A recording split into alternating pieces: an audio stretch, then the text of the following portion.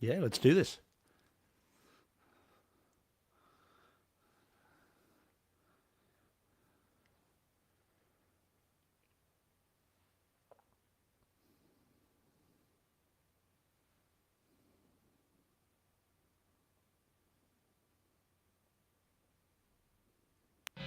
We are Brightside Home Theater.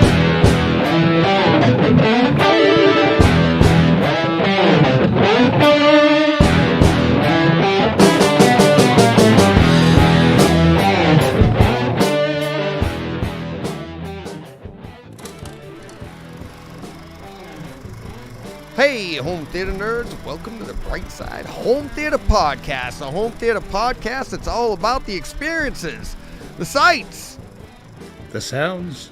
and the scenes. I'll fill in until John gets here. We're running dual hosts right now until we go tri-hosts, I guess. Dual, come on. Yeah, I can't say it like that. Dual. So, had a little hiccup there. Sorry, everybody that's joining the stream. Of course, nothing ever runs smoothly for us. At least now, Steve, we know we're live. That's something that we have never done before. We didn't know. We've been live in the green room before. Last week we thought we were only live to the green room, but found out after. And here comes John. John joining in. Here he is. Oh, Nice now I feel the odd timing. one out. Yeah. Hey. Oh, look at the shirts. Hey, boys. Oh. Hey, I got sweatshirt, Hey, John. shirt. Oh, yeah. Oh, man. Good timing, John. Yeah? Yeah. Yeah, we literally just started. And just to warn you, we are live on YouTube. Yeah, I saw that. Did you see that Yay. last week we were live on YouTube too? After? Yeah. Only after you told me. Yeah. Oh, yeah, that's right. I texted you guys. I'm like, Yeah. you know how I found out? Well, somebody must have told you. Yeah, my son-in-law. Oh, okay. He was like, that was an awesome show. And I was like, wait a minute. How did you see it? He's How not a do you member. know? He's not a member of the green room. What's going on here? And I'm like, what? And him and my daughter watched it, and then I texted my son, and I'm like, he goes, yeah, I watched it for a little bit. Oh, jeez. It's like all these people. I'm like, oh no. And I mean, even like the early green room stuff was all live. So like Right. some of the stuff that you were like, oh, I didn't know. I'm like, it's just the green room. Don't worry. Those are great people. Like, nope, Right. that went out to everybody. Yeah. You're So, swearing. when I said we don't need everybody's comments, and Yeah, well, might as well You say it know. again this week. well, yeah, well, we still don't, but Well, we need them all.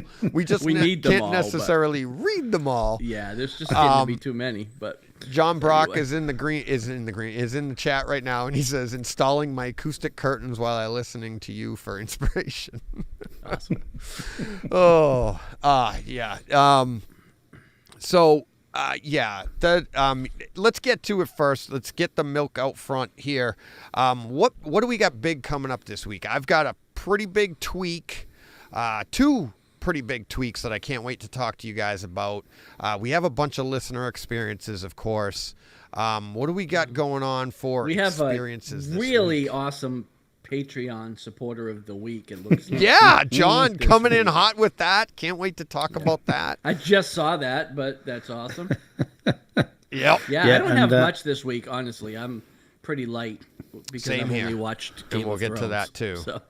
So what do you got, Well, I've- Steve? You're I've got enough coming for in the both hot of and you. heavy, yeah.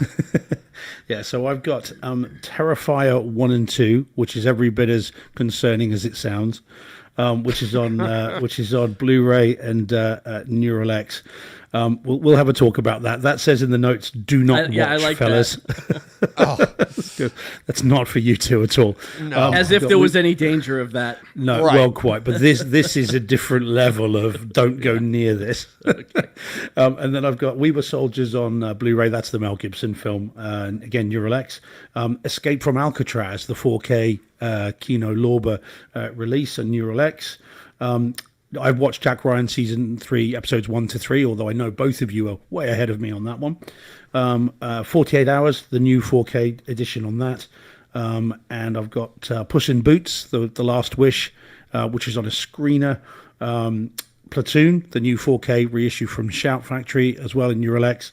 And then lastly, Wolf Manor, which again, a bit like last week, is kind of last but very much least. And I'm gonna tread very, very carefully with that for reasons that will become clear when we get to it. Nice. Very nice. Cool. Teasing it. For 4K releases this week, we only have a few. Again, it's a very light month, as I said last week. So we've got quite the show to get to. Really excited about it. But I did want to say, like, John joining in late. The three of us have been talking today. Honestly, like I said in the green room to Steve, there was a chance this show almost didn't take off today. And all of this is coming at a time when it's like, here is the perfect time for me to, I got to unload some dirty laundry here. I have a lot going on, and it's part of my tweak of the week. As longtime listeners know, I've been in the process of, finding a new house. I've been talking about it for a year. Well, it's coming to fruition. We have the land and stuff, and we're taking my parents in. They're going to be, we're building a brand new house with an in-law apartment and all of that. And this is something that, you guys, everybody, I'm a DIYer. I built my theater. I built most of this house. I've done a lot of things. Well, I'm about to do it again. And but this time, like, literally from the first rock on. And I'm the contractor. I'm this because I could never, ever afford what I'm about to do if I wasn't doing it myself. You save a lot of money doing it that way. Contractors make a lot of money because they do a lot of work. And I'm going to be doing a lot of the physical work as well. So honestly, if it wasn't for Steve and John, I don't know if this podcast would make it through this year. Because you see, no, I'm serious. I just don't have the time. But as I said to Steve in the green room before, very stressful doing a lot of this stuff. And sometimes you just don't feel like doing this, and that's what was so difficult about it before. And bringing you guys in, it's like, I know, I mean, I get inspired just seeing, Steve's list, John's list, and John's is small this week, but it's like, I'm psyched to hear about it. I have a few little things that I want to say. I'll still be contributing, but there might be weeks where I have nothing. But I will put the show together. We'll sit down because this is my light time, and I literally need this. But if it wasn't for them, I don't know if there'd be a show, because I don't know if I could handle. I'm got so many balls in the air right now. John, keep that joke to yourself. Yeah, I was going to say. Firstly, you're talking about John's got a little one this week, and then you're talking about balls in the air. Look, I know it's cold, but come on. That's my boy. I keep mine under the table, DJ. That's well, we did miss the green room time. Yeah. So he did. And by the way, whilst I better get the request in quick, Deej, then, because you're still in the planning phase, aren't you? In the architectural phase of the house. So obviously, don't forget to build a, people visiting from another country area. Make sure that's ready to go as well. Come on. It is. That is a big part of it, and not even a joke. Like, we're talking about, like, John and Lydia coming up. We have to have that spare bedroom. We're trimming the fat where we can, but let's see. We might as well just get right to this, and I can give you the background, and so we'll go with we'll start with tweaks of the week right now. So my first tweak this week is I sat down with the architect and started designing my new home theater with a nice home attached to it. So that's basically what we're doing, and he knows that going in, and it's, but no, seriously though, it's going to be like single level living for all of us, for my parents. I mean, my wife and I, we're not getting any younger, so we want that single level. So we're doing that, which is going to afford a big basement. So we're already designing the theater and stuff around that. When I sat down with the architect, that's exactly what I said. I go, we're building a theater, and we're going to put a house around it. And he's like, all right, let's go. And then he took me into his living room so I could fix some of his equipment. So, not even joking. He was like, oh, he has an older Harmony remote and it doesn't work anymore. I was like, oh boy. So, yeah, and it's kind of funny, but great guy. I met him through my brother-in-law and my sister, and I walk in his house and he starts shouting, like, you grew up with Tommy? And I'm like, yep. And then, I mean, what could have taken an hour to an hour and a half meeting took about 4 hours because we grew up around all the same people. And it was like in the middle of talking about whatever we were doing, we're like, this guy can do this. And, oh, and did you know this guy? And my neighbor, who was like a brother to me, he's an older brother to me, is the godson of one of his kids. And you're like, he goes, you know Robbie? I go, oh my God, he's like my older brother. What are you talking about? So he's texting him. So yeah. So an hour and a half meeting scheduled. It took 4 hours. Surely not, Deej. I can't Not imagine with that me. for 1 minute. No, not with me. Yep. So and here's the thing. I say this in all, like, I mean, I'm just trying to be honest with expectations of listeners of where this show is going, and the fact that the show is going. Everything I'm doing, I want to do. I didn't set out to want to build this house like this. My first goal was to have somebody else do it, a smaller house just for my wife and I, but now we're taking on more. And I'm like, but I'm excited for it. I am super excited for it. But when you have that much stuff, sometimes it can get overwhelming and stressful. So in times like that, in this past week, I haven't had a lot of time in my theater. And you guys are bailing me out. So we're still going to have a great show. But that's my first tweak. Does anybody else have any tweaks? Before I get John's to got this? one. Oh, yeah, John, why don't you do yours before I do mine? Just a small and actually turned out to be unnecessary tweak.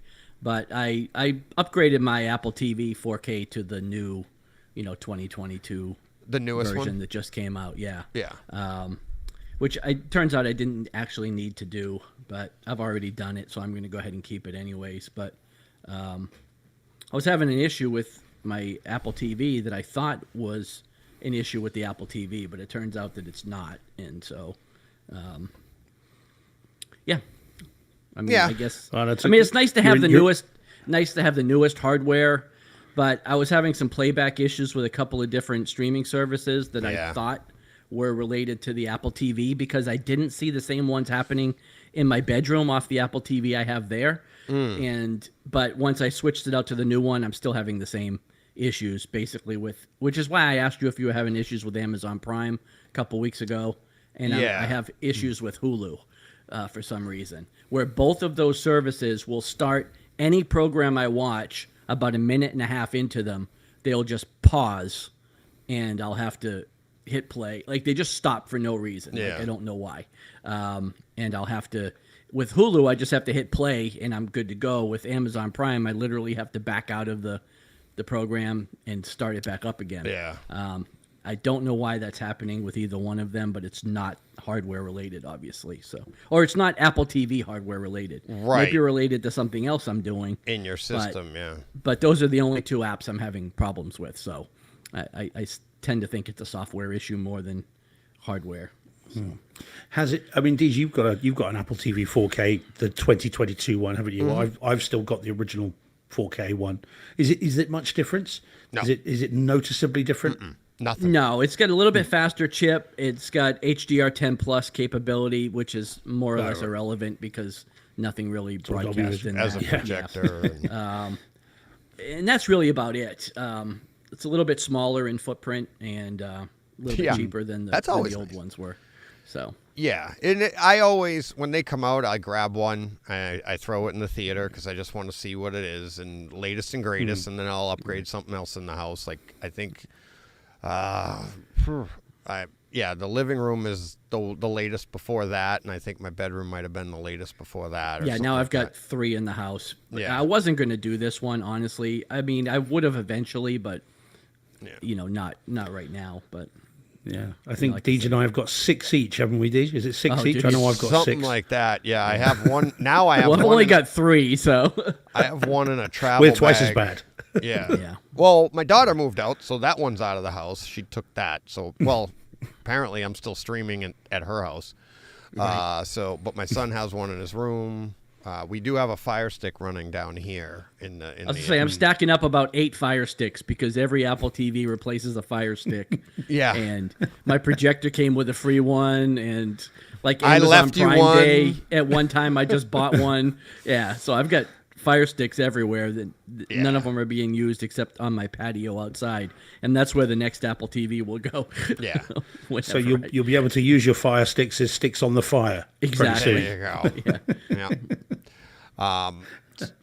So my other tweak of the week, I was very excited to do this. It turned into way more than I expected, but my wife and I decided to redo the living room. And that included buying a TV stand because we were moving the TV out of the corner and centering it on the wall. And then I'm like, well, while I'm doing that, I might as well just get a new TV. So that's where the big tweak comes in. So I went with the a 55-inch Sony A80J OLED. So my first in-house OLED. Bad news is we rearranged the entire living room. I won't get into it. We moved every piece of furniture at least 3 times. And we did this all as a surprise while my son was away on vacation. And we were going to surprise him when he came home. And then he came home and the house was exactly the same. We had to put everything exactly back where it was because we got it to the way what we thought we were going to like. And we were like, I said to my wife, and before I gave my opinion, I go, what do you think? And she's great because when I do stuff like when somebody asks you something and you think they want to hear good news. And she was like, well, it's okay. I think I could like it. It's a little off. And I'm like, I feel like it's too forced. And she goes, oh, me too. I was like, it felt like in part of the reason was we were trying to get the new speakers set up and a little wider and make everything nice for 2-channel and all this stuff. And it just didn't work. It looked like the living room looked too forced. Like you're like, okay, there's your TV and then just rows of furniture in front of it in this, what's a nice open space. You've been in there, John. Yeah. And it's like, it just didn't work. It looked like it was too forced, like no interior decoration experience whatsoever. Like, what are you doing here? So go ahead. Oh, I was going to say, I don't have that issue because my wife is completely incapable of saying what she thinks I want to hear. Like, it literally is just whatever is in her head filters right out of her mouth. So I know I'm getting the unvarnished truth every time. There you go. Well, that's good. Yeah, she was like, okay. Yeah. But it's like, but at the same time, sometimes she'll be like, I really don't like it. Like when we cut the cord, she hated it. She hated it. But I'm like, just live with it for a little bit. And a week later, she loved it. She was like, I'm fine with it. So that's why sometimes she'll be like, well, if he likes it, I guess it might work out. Okay. Well, I didn't like it either. But when she said I could grow to like it, that was like your first clue. Yeah, I was like, I didn't like it. I just wanted to hear what she said, right? So, yeah, so that was that part. But now, room's back the way it was, and I have a nice, shiny new OLED, and I went to town. Like, the next morning, she's off to school, off to work, and I'm like, 6 a.m., I'm going upstairs, downstairs, back and forth, doing all of my dark scenes and seeing the difference. A/B testing. Now, everything was through streaming, and so that, to be fair on both sides, because I'm only streaming in the upstairs, and I gotta tell you, for regular movie viewing, I prefer the big screen. I prefer it looks good. OLEDs are well, I'll get to the positives of the OLEDs because that's what it's going to be. But I just can't in a bigger room. I get it if you can sit closer and stuff like that. But if you can have a giant screen and a projector, it just gives you that. It's more of a cinematic feel. Okay. But that's being said, for everyday viewing, if you're viewing more than just movies on this. And my room's a dedicated room. I very rarely watch anything other than a movie or a streaming show that I would consider like a cinematic experience that I want to have, right? But oh my God, this thing, watching regular television, we can't wait to watch new shows. It's just like everything just pops, and you're like the contrast in a lit room and everything. And I mean, it's not a ton of light, so the OLED's fine, but the contrast, the detail, everything just looks absolutely fantastic. Watching sports over the weekend, I was, regardless of how my teams did, I mean, although the Bruins are doing really well, that hockey looks fantastic on it. Football, I was watching other teams. I'm just watching all the sports because it does. And football is one of those things, we've talked about it in the past, that it's like you go to the games and you're like, this doesn't look nearly as good as it does on TV because they just blow everything out, vibrancy and stuff. So now you're watching it on this, and I'm like, oh my God, it's just beautiful. It is. And now I have something to go back and forth on new content coming in. I'll throw it on up there and go down and watch it there. And, but yeah, for a cinematic event, there's nothing like a big screen and a projected image. To me, I just like that, like the lights behind you, it's throwing it onto the screen, it's giving you that thing, even John with a short throw, it's still a projected image. There's a different feel off of the screen than the light beaming through the screen at you, so great TVs, really love it, but really happy I did it, but I don't know if I could do that in a dedicated room, so that's where I am on that. All right. Any thoughts? Anybody arguing with me? No? I'm not arguing. I mean, I know that Steve. Oh, Steve's main, right. screen is an OLED. Ow! Again, is that what you said? Yeah. It's actually it's an LED TV. Yeah. It's the Sony Z9D. Mm-hmm. But it's got the fantastic. Lots and lots of local dimming zones and all the rest of it. But I think it's about the screen size necessarily, perhaps, rather than the screen image, perhaps. But for me at that time, that was the only, I didn't want a projector because I didn't want the noise, and I didn't want and at that time to spend the money. I mean, we've been through this before, Deej, but to get a projector that would do anything like what the TV would do would have cost twice as much as the TV itself. So at the time, that was the one, and because of the particular,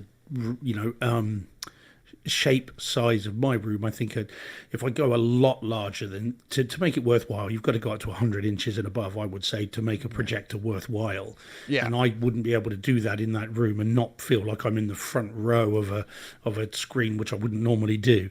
So for me and the size of the room that I've got, the 75-inch screen is very nice and just sits there nicely, and and the detail levels and the color and everything else that comes off it is fantastic. But I get it.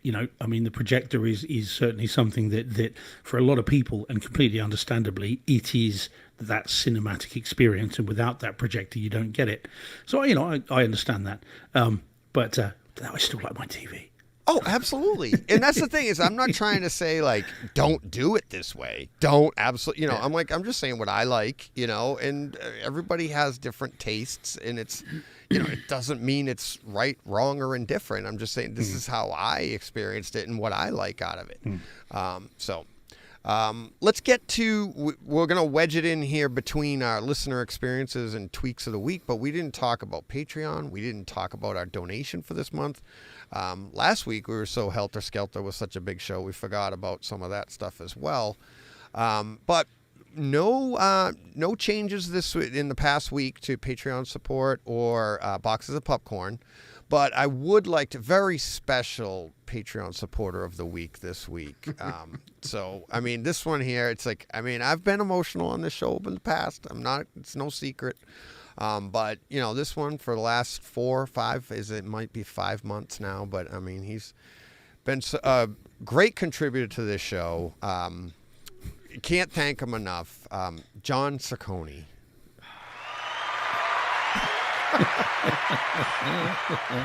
Sparing his blushes. Yes, great support. You guys can't hear on this side. I just put applause in.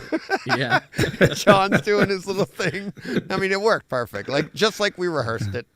Yeah. But I started cracking. I was going to skip over you, buddy, and I was like, no, why would I do that? I mean, you could have, because I don't do it to be recognized in any way. Nobody does it to be recognized, I don't think. It's like, if they are, it's like, glad I put the segment in. But, you pay for quite a few things on your side of it, so it's the least I can do to. Yeah, Hurricane Heist. Yeah. I think that's the last one I bought you. And every copy of Bloodshot ever sold. Right. But there are costs associated with the show that all come from Patreon or your pocket, basically. So. Yep. No, thank you. I figured I could. So yeah. appreciate that, John. I appreciate all the support from everybody. Like I've said in the past, like the money or just support by hanging out here with us on the chat and all of that. Chat's getting going here. We got Brockstar, Mike Schramm in here, Scruff Kingman. That's a new one. Hello, Scruff Kingman. Now that I know we're streaming live, I can actually participate and actually talk about it. So I was messing around earlier during the vacation on what we were going to do for this month's donation. 50% of all of our money income from the month will go to a charity, $100 minimum. And sometimes things just come up, right? And, in the last week, before even last week's show, we had, what was his name? Damar Hamlin goes down, right? And so right away, I thought about what I was going to donate to. And off of that, but then you hear all the talk about his charity. He has a toy drive that he did, and it started at like $2,500. That's what he wanted to do. Now, an NFL athlete, I just want to raise $2,500. Jeez, you don't think you're going to get that? I'm like, come on. Right. But he great from all accounts. Now, this is a Buffalo Bill player that if this didn't happen, I wouldn't know who he was. But all the accounts you hear about him, it's like he's, picked the college that he went to just so he could be a great example, stay home and be a great example to his little brother who's like 7. He's 24 years old. He does all these things. He's all for the kids and everything like that. So I kind of messed around with going with his charity, but that's up to like $8.6 million. Yeah. What's our $100 going to do? That's a lot of toys. Yeah. Right. It is a lot of toys. I have a feeling. And now here's one that I wouldn't be surprised if he goes with.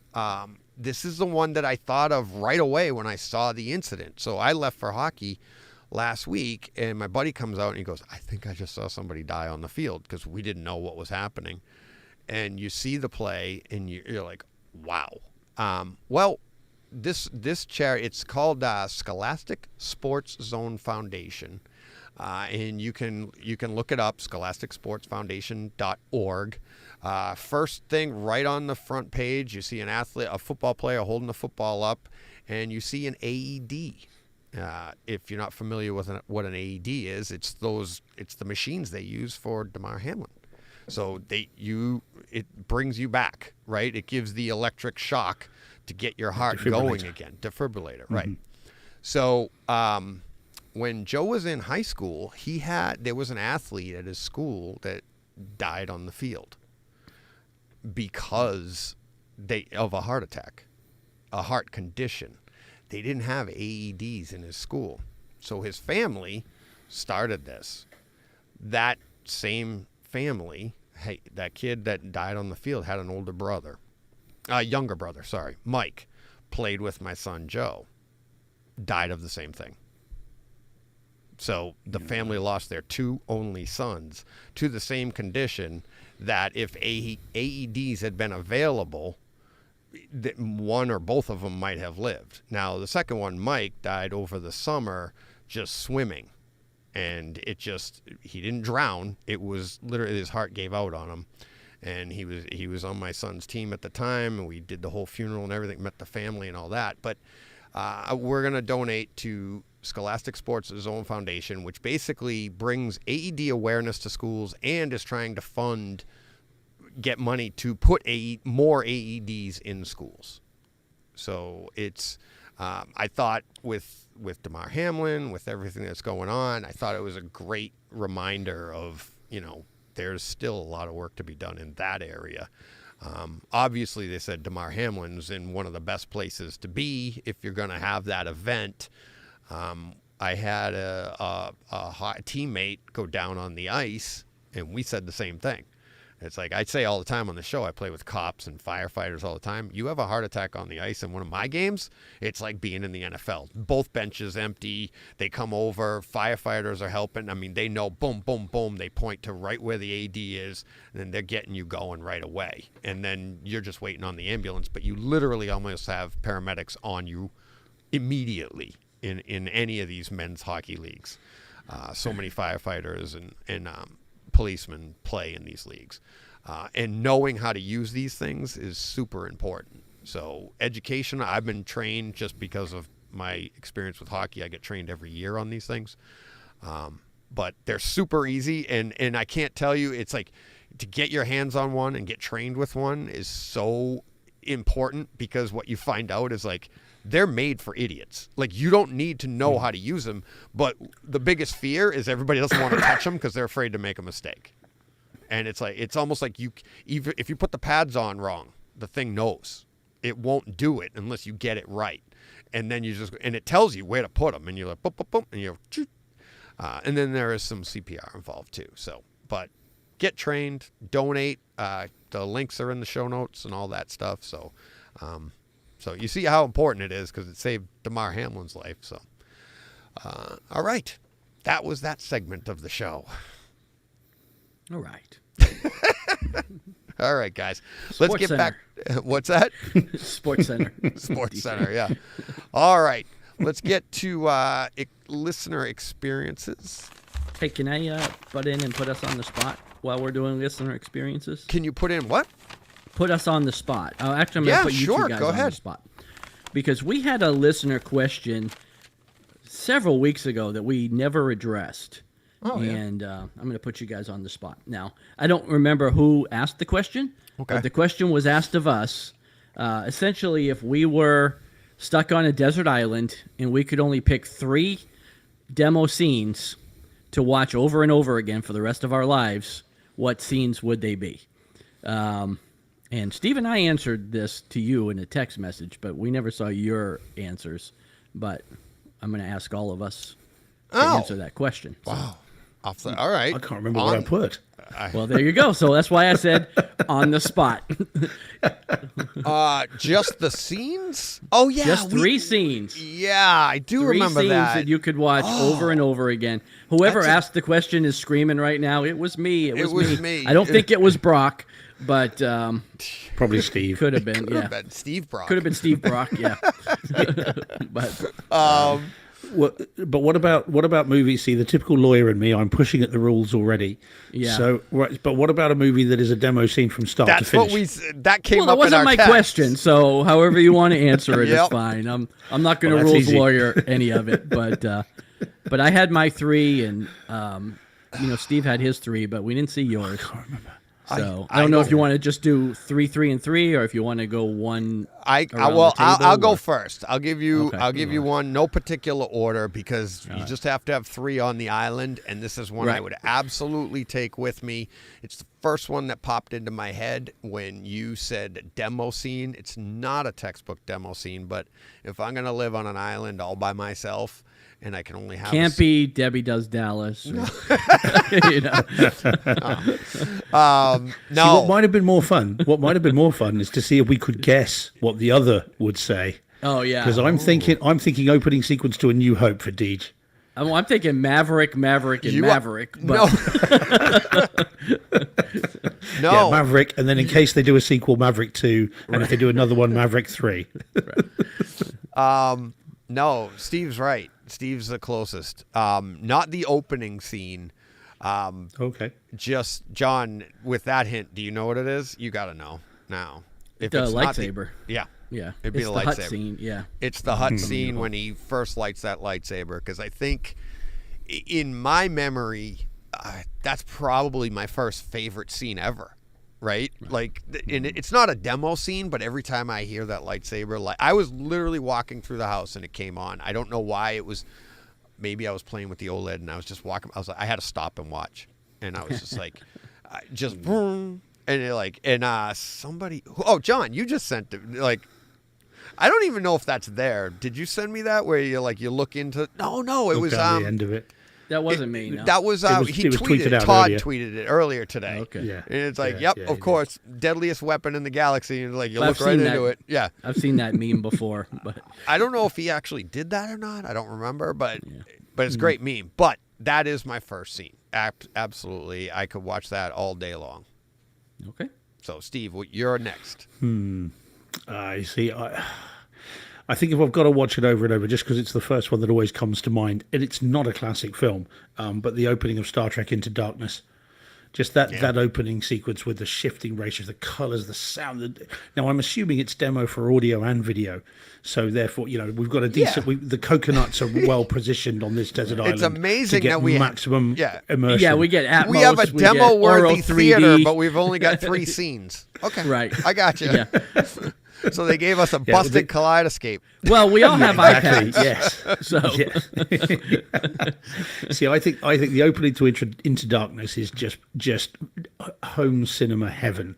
The switching aspect ratios, the colors, we've talked about it before. The sweep, the scale. You've got the reds of the volcano. You've got the Atmos stuff of all the things falling and everything all around. I love that demo sequence, and it's the one that always springs to mind first when demoing my cinema room. It's the one I just think it's got to be that. The rest of the film, not so much, but the opening is great.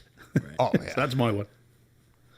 John? All right. Well, I went with Yeah, the opening beach scene for Saving Private Ryan. Yeah. More audio than video, although, I mean, the video's nothing to sneeze at either there, but I guess it's not the most I don't know if I'd want to watch that over and over and over again because it's pretty depressing, but as far as demo scenes, that would, that one is one of my favorite. So That's another on a really good desert island watching a beach scene. exactly. Yeah. Storm the beach, folks. You'd want Yelling something at- else entirely, surely. I'm yelling at the crabs. Let's go. So as far as, let's see, I had a full movie in mind, but I'll go with, I guess, my next scene, and it would have to be the scene when they take Miles Dyson to destroy Cyberdyne. And that's the scene where T2. T2. So that's the scene that I used over and over to finally realize, like, I had the front stage right. It took me like almost 20 years to feel like it was right.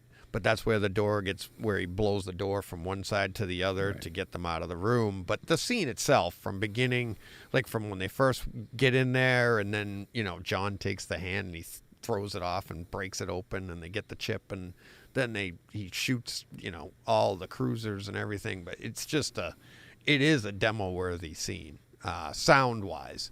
I love the picture. I know a lot of people have an issue with the 4K, but I just love that movie. So I could watch that over and over and have. I had to stop myself from continuing to describe what I already know. Right. So, sorry, guys. All right, Steve, you're next. All right, so next one, I think my next one, then, the one I also always go to, and it's Star Wars, but not any of the original trilogy, is the pod race from Episode 1.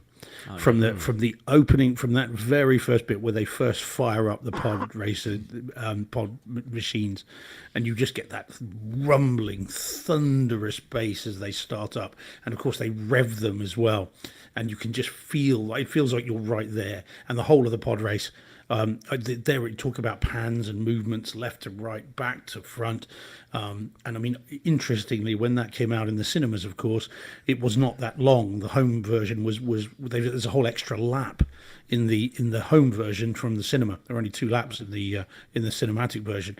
And so I just think that's just absolute home cinema heaven as well. You've got the Tusken Raiders shooting up on the high, and you get the ricochet, which goes all around the room. I just just think that sequence is fantastic. Oh, Whatever else people say about the movie, you know, I happen to really like it. And that particular sequence is great. And I just about picked that one over the Darth Maul, you know, Obi-Wan Kenobi lightsaber fight, just about by a hair, although that's great as well. That's awesome. But yeah, the pod race sequence is just, if for base heads, for just you want to feel the room rumbling, that's the one that I'd go for. All right. Nice. Well, I picked a race as well for my second one. It's the race, the opening race scene from Ready Player One. You know, the bridge race scene. I mean, I guess it's on everybody's list, so I'm not breaking any new ground. But I mean, if you want to test out your surround sound system, I mean, that's the scene to do it with. So Yeah. And would stand up to multiple rewatches to spot all the different Easter eggs on the thing as well. That would actually be quite good. Well, and that's the whole thing, and it's just super fun. In addition to everything else, it's just super fun because of all the Easter eggs and everything that's thrown in there. All right. That's 2 Spielberg movies. You got Saving Private Ryan and Ready Player One. My last one is not. About Jaws. It's Look, I didn't even put that together until you just said it, but that's funny. Yeah. Right. So the Fablemans. You'll say it again, DJ? Yeah. Fablemans. Amistad. Schindler's List. I really There like the you opening. go. Oh, the way the red pops and the little. Oh, just brings a tear to my eye. All right. I was going to say, pull a technicality and say everybody says it's reference from beginning to end, but I was going to say the Lord of the Rings trilogy. But, I mean, you're on a How many desert times island. could you rewatch that on an island? I mean, before you die, 3 or Maybe 4. twice. Yeah. Yeah. Really. You don't have that much time left in your life. But but honestly, to stay in the theme of a scene, I'm gonna have to go with I took it down. It's gone. I took down the Maverick, but I gotta go with the scene from Maverick, and it's not the one that most people would say, like the end battle scene, which is longer.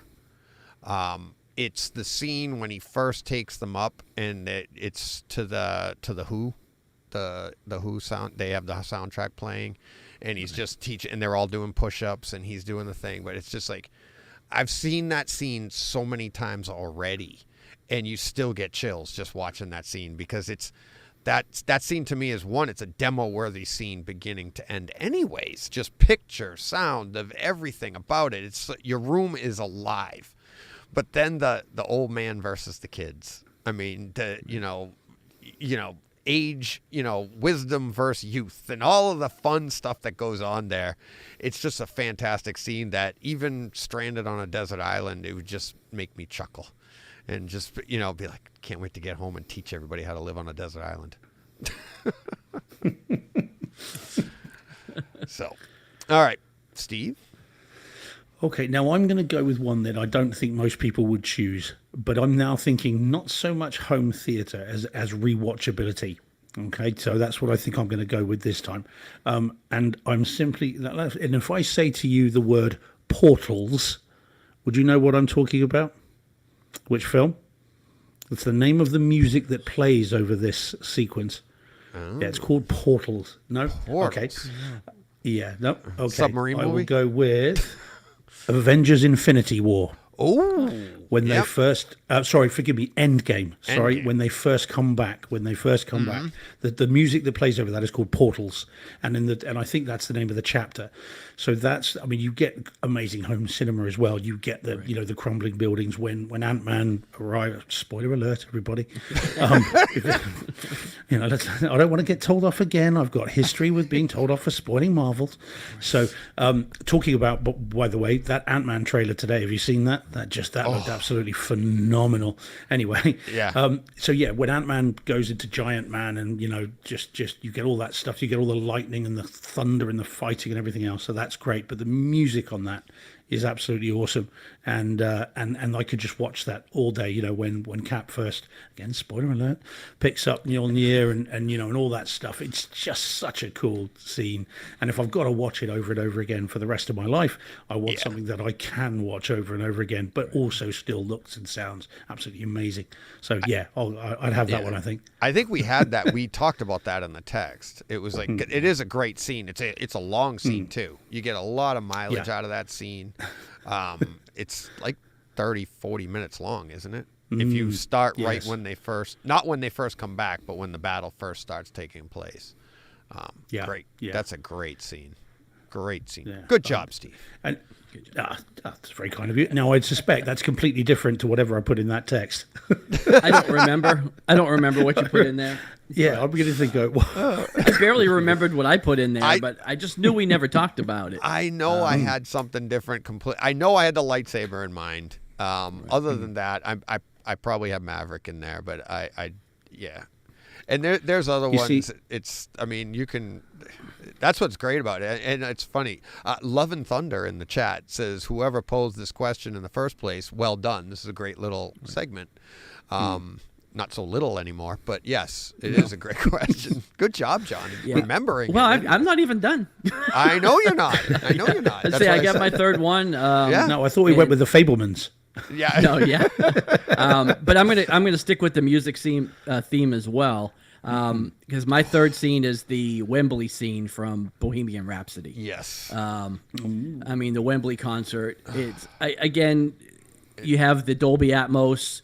You have the crowd immersion. I mean, it's a phenomenal scene for sights and sounds. But then it's also, again, if I'm going to listen to it for the rest of my life, I could listen to that music forever. You know, so just the.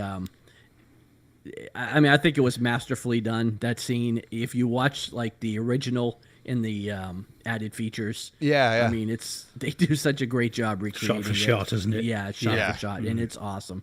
And I'd never get tired of that. Kind of like the Barbie in 2001: Space Odyssey trailer. Yeah. I actually think that looks pretty good. So do I. It's like, I don't know about the movie being good, but that trailer's hysterical. Like we were watching trailers the other day, and my wife's like, "Barbie? You want me to put on Barbie?" I'm like, "Yeah, check it out. You'll get a kick out of it." And when they smash the doll and break it, she was like, "Oh my God!" I go, "No, it's in the trailer. It's in the 2001. They smash phones. Don't worry, it's okay."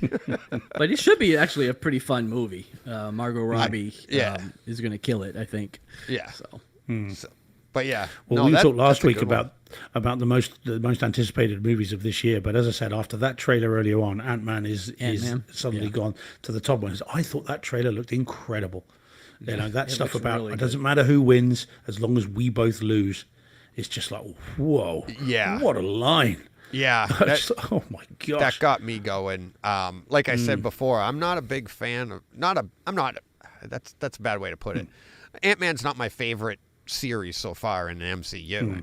I like the movies, I enjoy the movies, but as far as rewatchability, I'm like, okay. And I wasn't super excited about this one when we talked about it a couple weeks ago on, what we're looking forward to. And then you see that trailer, I was like, okay, all right, now I'm in. I'm like, and it looks like they're setting it up to be like, this is going to be the first defining moment of this phase, right? Like, for sure.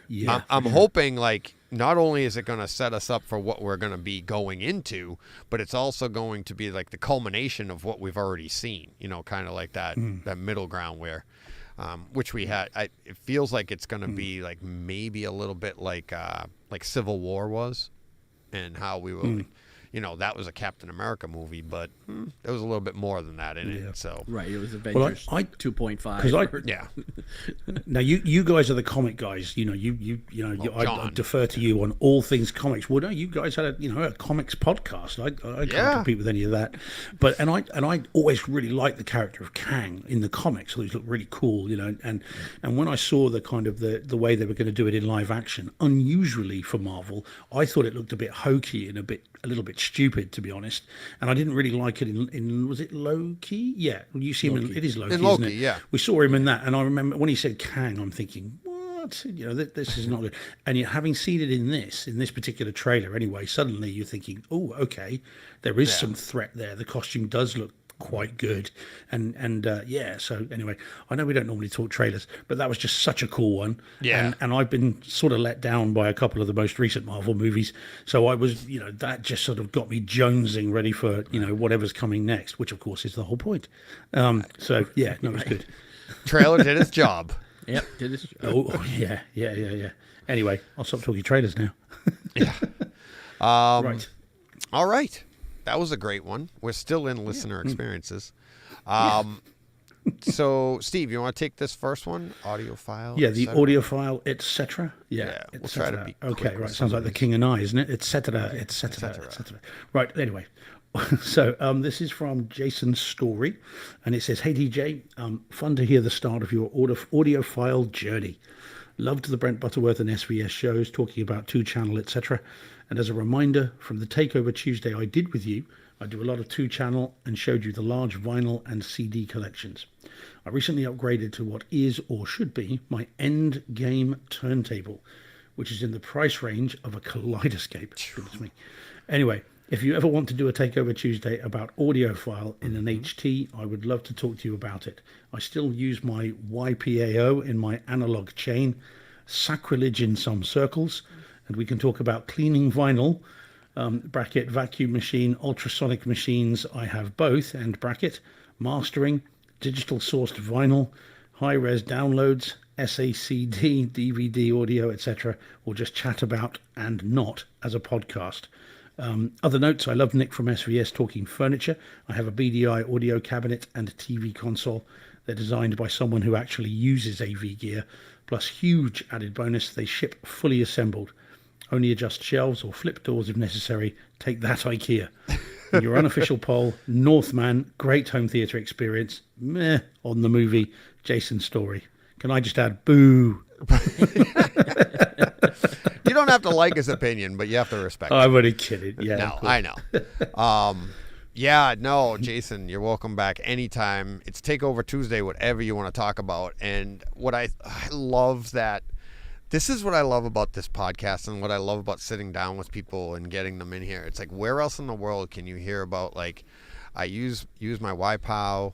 We can talk cleaning vinyl, vacuum machine, ultrasonic machines, mastering, digital. It's like goes on and on that most people go, and we're all like, yeah, come on, let's do this. It's like I'm like getting excited about it, and like if I showed that email to my wife, she would fall asleep. And it's like, but it's like, and that's fine. Yeah, absolutely, Jason. Whenever you want to come back, just let me know. It's Takeover Tuesday. It's your show, so that's absolutely. I'd love to do that. There was a question in the chat from Scruff Kingman. Anyone in the chat? Does anyone know the name of Brett's podcast? It's the Audiophile Podcast. Pretty simple. So yeah, I can let you know on that. Scruff Kingman. It's a great podcast. I never miss it. So it's definitely check that out. Those guys are super entertaining, and they talk exactly like what we were just saying. They talk like all the technical stuff, but they have a great rapport as well. I love their stuff. So Brent and Dennis. So yeah, check that out. All right, John. Platform. You want to read that one? All right, sure. And you can you can skip the crossed out part. This is from Gurinder.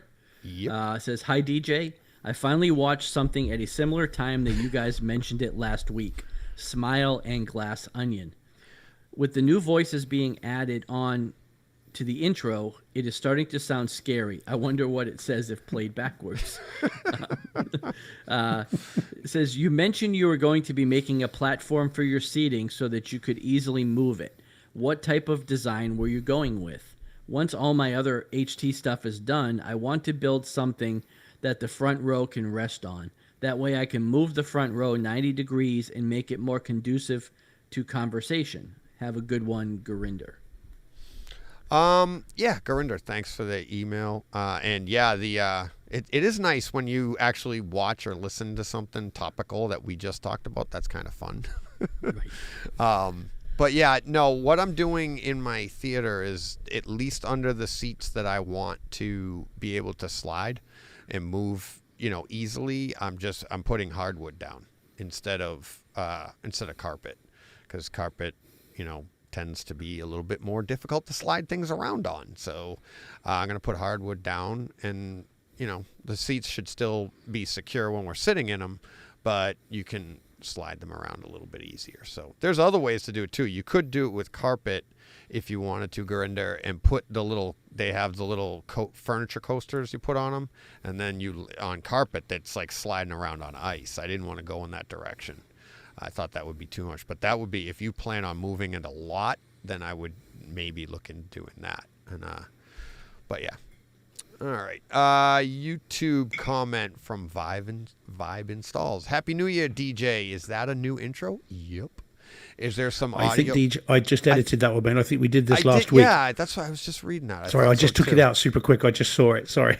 All right. Let me hit. Okay. Then next one is about Zorro.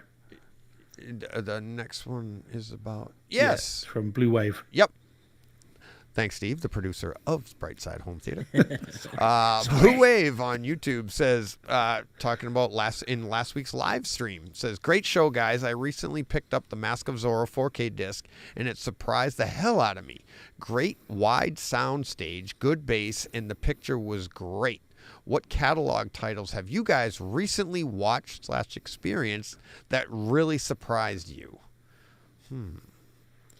That's a good one. I responded to this. I actually replied to him because, because one, that disc and that film is amazing. I love that movie. One of my favorite movies of 1998, next to Blade. I think The Mask of Zorro is absolutely fantastic. And in terms of the wide soundstage, I don't know how many times you guys have seen it. I've probably seen that film 30, 40 times.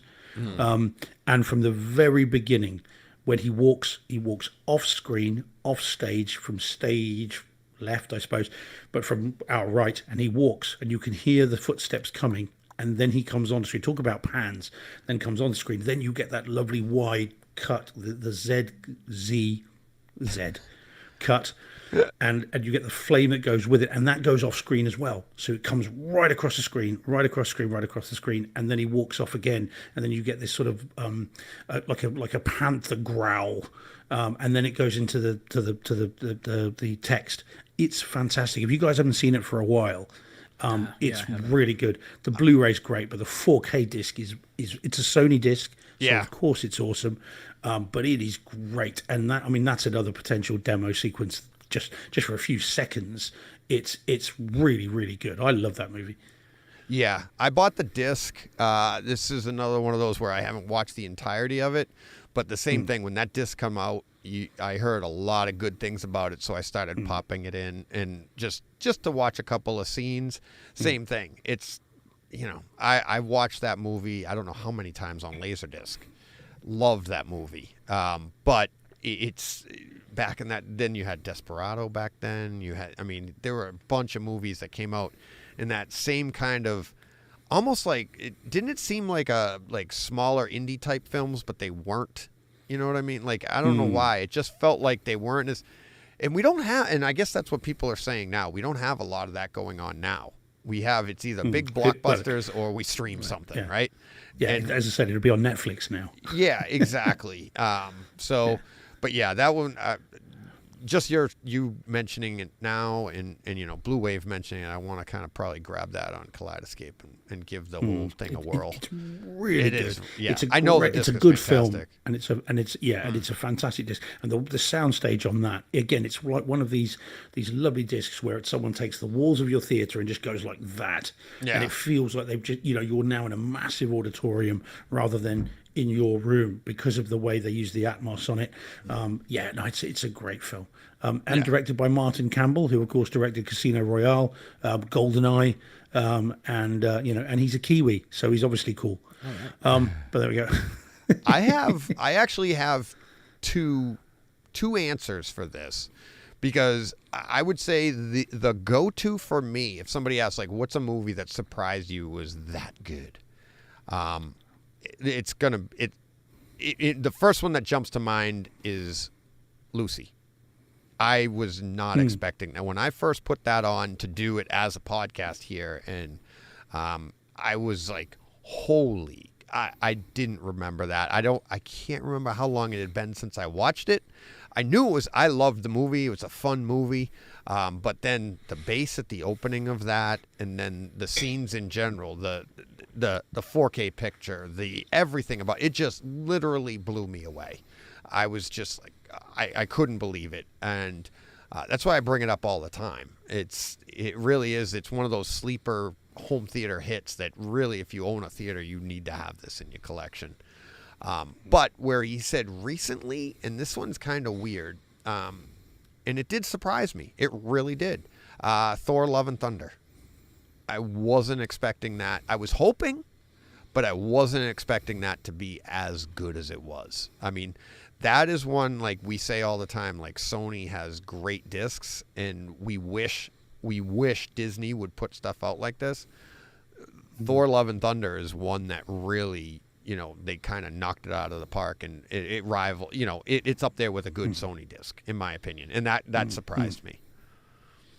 But would you call that a catalog title? Because I wonder whether he's getting out kind of older movies that we've seen. Which I was just saying it's in my catalog. Just good. Yeah. So that's why I gave two answers, Steve. One of them's got to be right. Well, if you think, but I wonder. He whether is a teacher, John. See that? He is a teacher. He's getting me on technical. You can't give two. Pick one, DJ, and I'll tell you if you're right or wrong. But if you think about movies we've talked about recently, things like Poltergeist, The Lost Boys, Lawrence of Arabia. Good call. Yeah. I would say Gandhi. Movies like that are older movies that blew. Casablanca, I know you really liked, which I bought recently. I still haven't seen it, but I have bought it now based on your recommendation. So I'm looking forward to that. Okay, so we're gonna get that technical. Then Psycho. That's my third answer. There you go. That one blew me away. I watched that over and over just off of the first viewing. I wasn't expecting that 4K disc to look that good. So there we go. Thank you for the clarification, Steve. What do you got, John? Well, catalog title, I guess it would have to be Lawrence of Arabia. I mean, I didn't love the movie, but I mean, it was, phenomenal disc. Like I said, I didn't expect it to be as good as it was because of the age of the movie. Right. And then, I guess sleeper hit, Hurricane Heist. I mean, again, not a great movie, but like unbelievable home theater experience. Yeah. Like it's even better when it just shows up on your doorstep. Exactly. Like a hurricane just blew it there. Yeah, exactly. So, awesome. All right. Read the next one, John. From Dan, Wind River. Did you get that one? Let's see. Yeah. This is from Dan Carpenter. It was actually an email, looks like, to Steve. Wind River. That is an excellent movie. I have not watched it in my theater. I saw it when it came out. I'm ordering the movie now. Thanks for bringing it back up. Cheers, Dan. Danny Speakers. That's right. Yeah. Dan the man. Yeah. So, giving some love to Steve. And presumably neither of you guys have had a chance to see it yet. Haven't had a chance to watch it yet. I do have it in my cart from Amazon, but I haven't bought it yet. Do I have to set it as homework, fellas? Is that the only way I can guarantee I guess that's you'll the watch only it? way. That's funny. It's got to be seen. It is so good. Yeah. When I get to sit down and watch a whole movie, I'll probably watch Star Wars again. That's fair enough. Yeah. No. But it is, honestly, guys, it is really good. And you're gonna turn around at the end and go, why have I left it so long and how did I not know about it? That's what you will say. I guarantee it. Yeah. I've heard of it. I don't know why I haven't seen it. Well, I can't tell you why. I'm too busy watching Star Wars. And Maverick. But there are some. I bits haven't in watched that Maverick will in like a week and a blow half. No, it's been like 2 Are weeks. you getting withdrawal symptoms? I would say, how are you still standing upright or sitting upright? No, I did watch it just about a week and a half ago in preparation for. I watched that.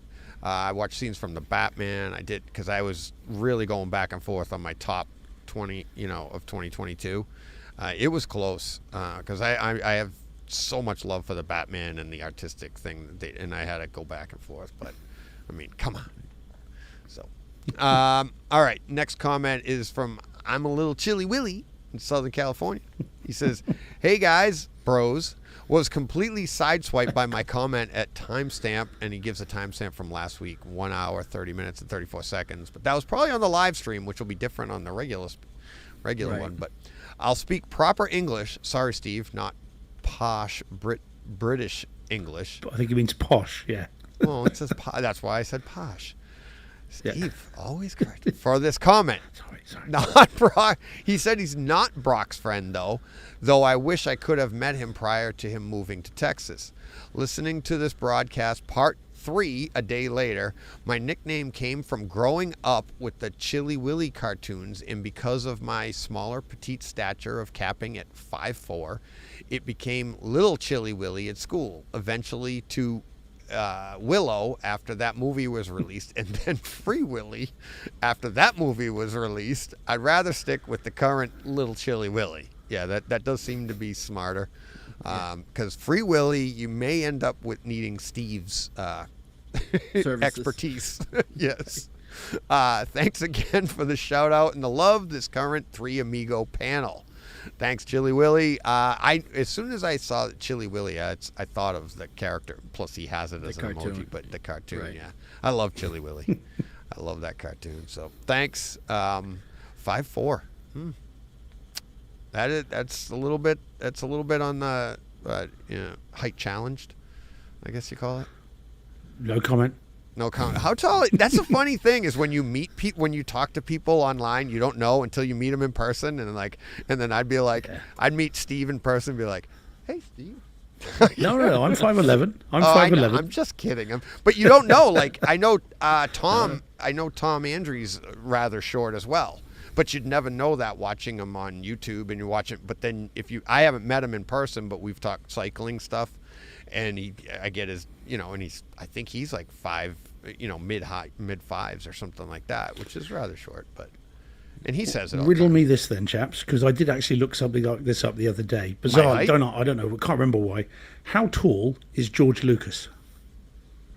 How tall do you think he is? I would say he's like 5'11", 5'10". 5'6". Is he really? Shorter, like 5'5" or 5'6". Yeah, he Wow. is. And Spielberg is 5'7". Wow. Now, the reason it came out, actually, now I remember why it was, is because apparently there was a podcast I was listening to about Meet the Fablemans, and he was talking about when he was younger, he was teased about his height. Yeah. Because he's at school and coming out of school. John knows I was. Yeah. I was But tiny. 5'6" and 5'7". Can you imagine? I mean, to talk about, they should be larger than life. They should be about 20 feet tall, both of them. Right. Yeah. But, I mean, how weird would it be to see them and then be shorter than you?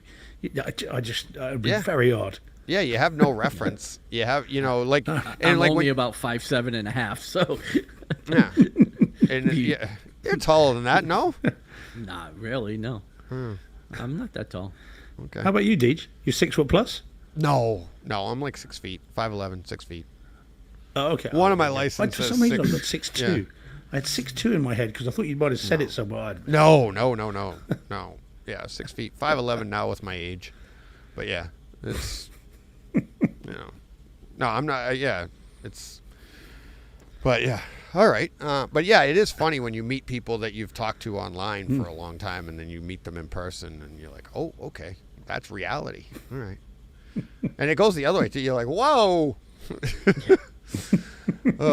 So. All right. Next up, Greg Bartley. You want to take that one, Steve?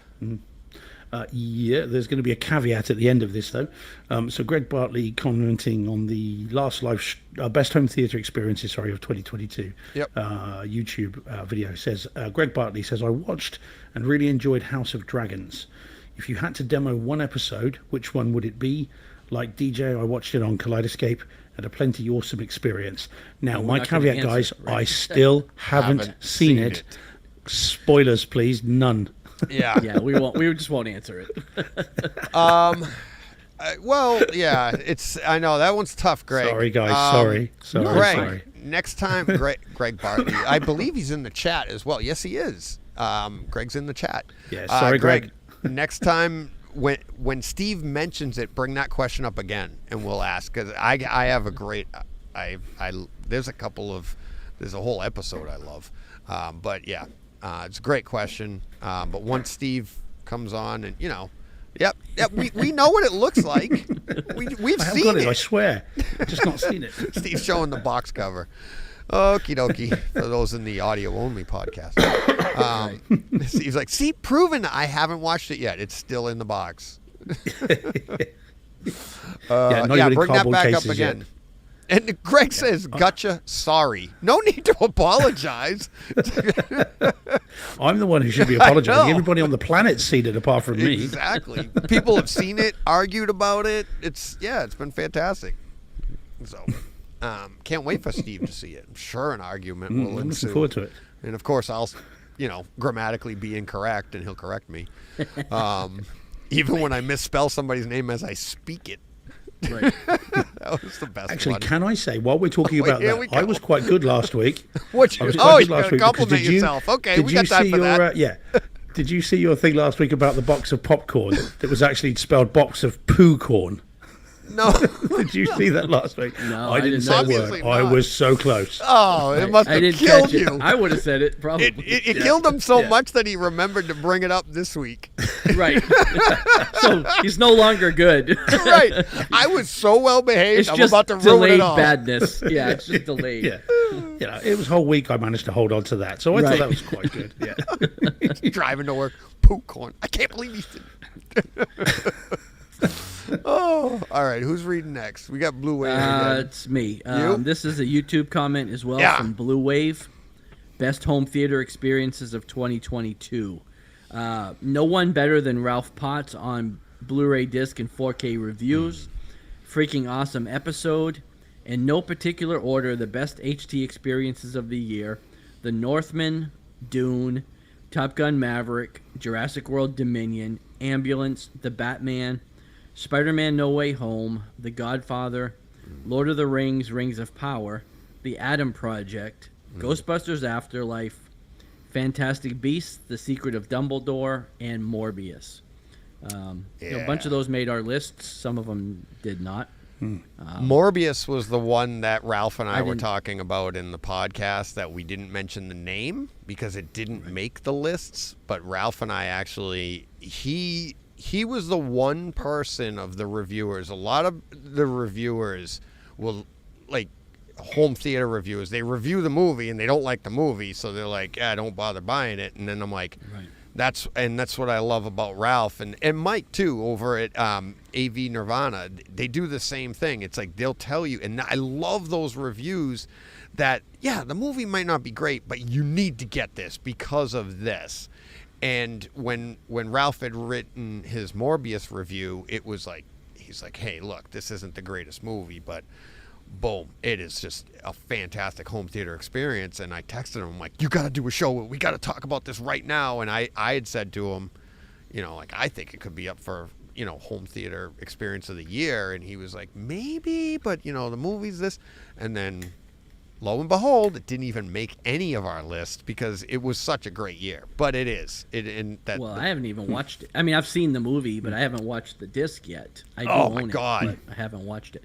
But, to go back on that, I wouldn't have bought or rewatched The Northman if it wasn't for the two of you. Yeah. You know what I mean? Yeah, So, and now, again, I'll rewatch that movie, not right away, but I'll when you're in a rewatch good it mood, you several- want to bring yourself down a little bit. several It's- times over the years. I'll rewatch it, not loving the movie, but because of the, Right. because of the home You see- theater part of it. So, You see, I can't rewatch it yet because I've got to deal with myself, right? I cannot rewatch it because I have promised myself before I rewatch it, I will have a Viking drinking horn and I will have beer in it when I rewatch it. And I can get one for about £18. There's a shop locally that sells Oh, them. really? I'm thinking, yeah. if I'm going to watch it again, yeah. And it comes with a little wooden stand and everything. And I'm thinking, right, the next time I see that film, I need to have one of those and just watch it with that. you got Vikings is back in a couple weeks too. Vikings season 2. Is that season? Oh, okay. That's the Valhalla. No, the- Valhalla. Yeah. I still haven't finished the series. The first one, I'm on Oh, season really? 4, and I'm losing the faith a little bit because it's I kind of in the liked weeds. Yeah, well, I really enjoyed it up till now, so I will go back to it. But yeah, so I need a Viking drinking horn to watch The Northman again. It's got to be done. All right. Next one. Theo. He's like, hi, love the show, guys. Thank you. Look, guys, not everyone can afford to replace their TVs every year.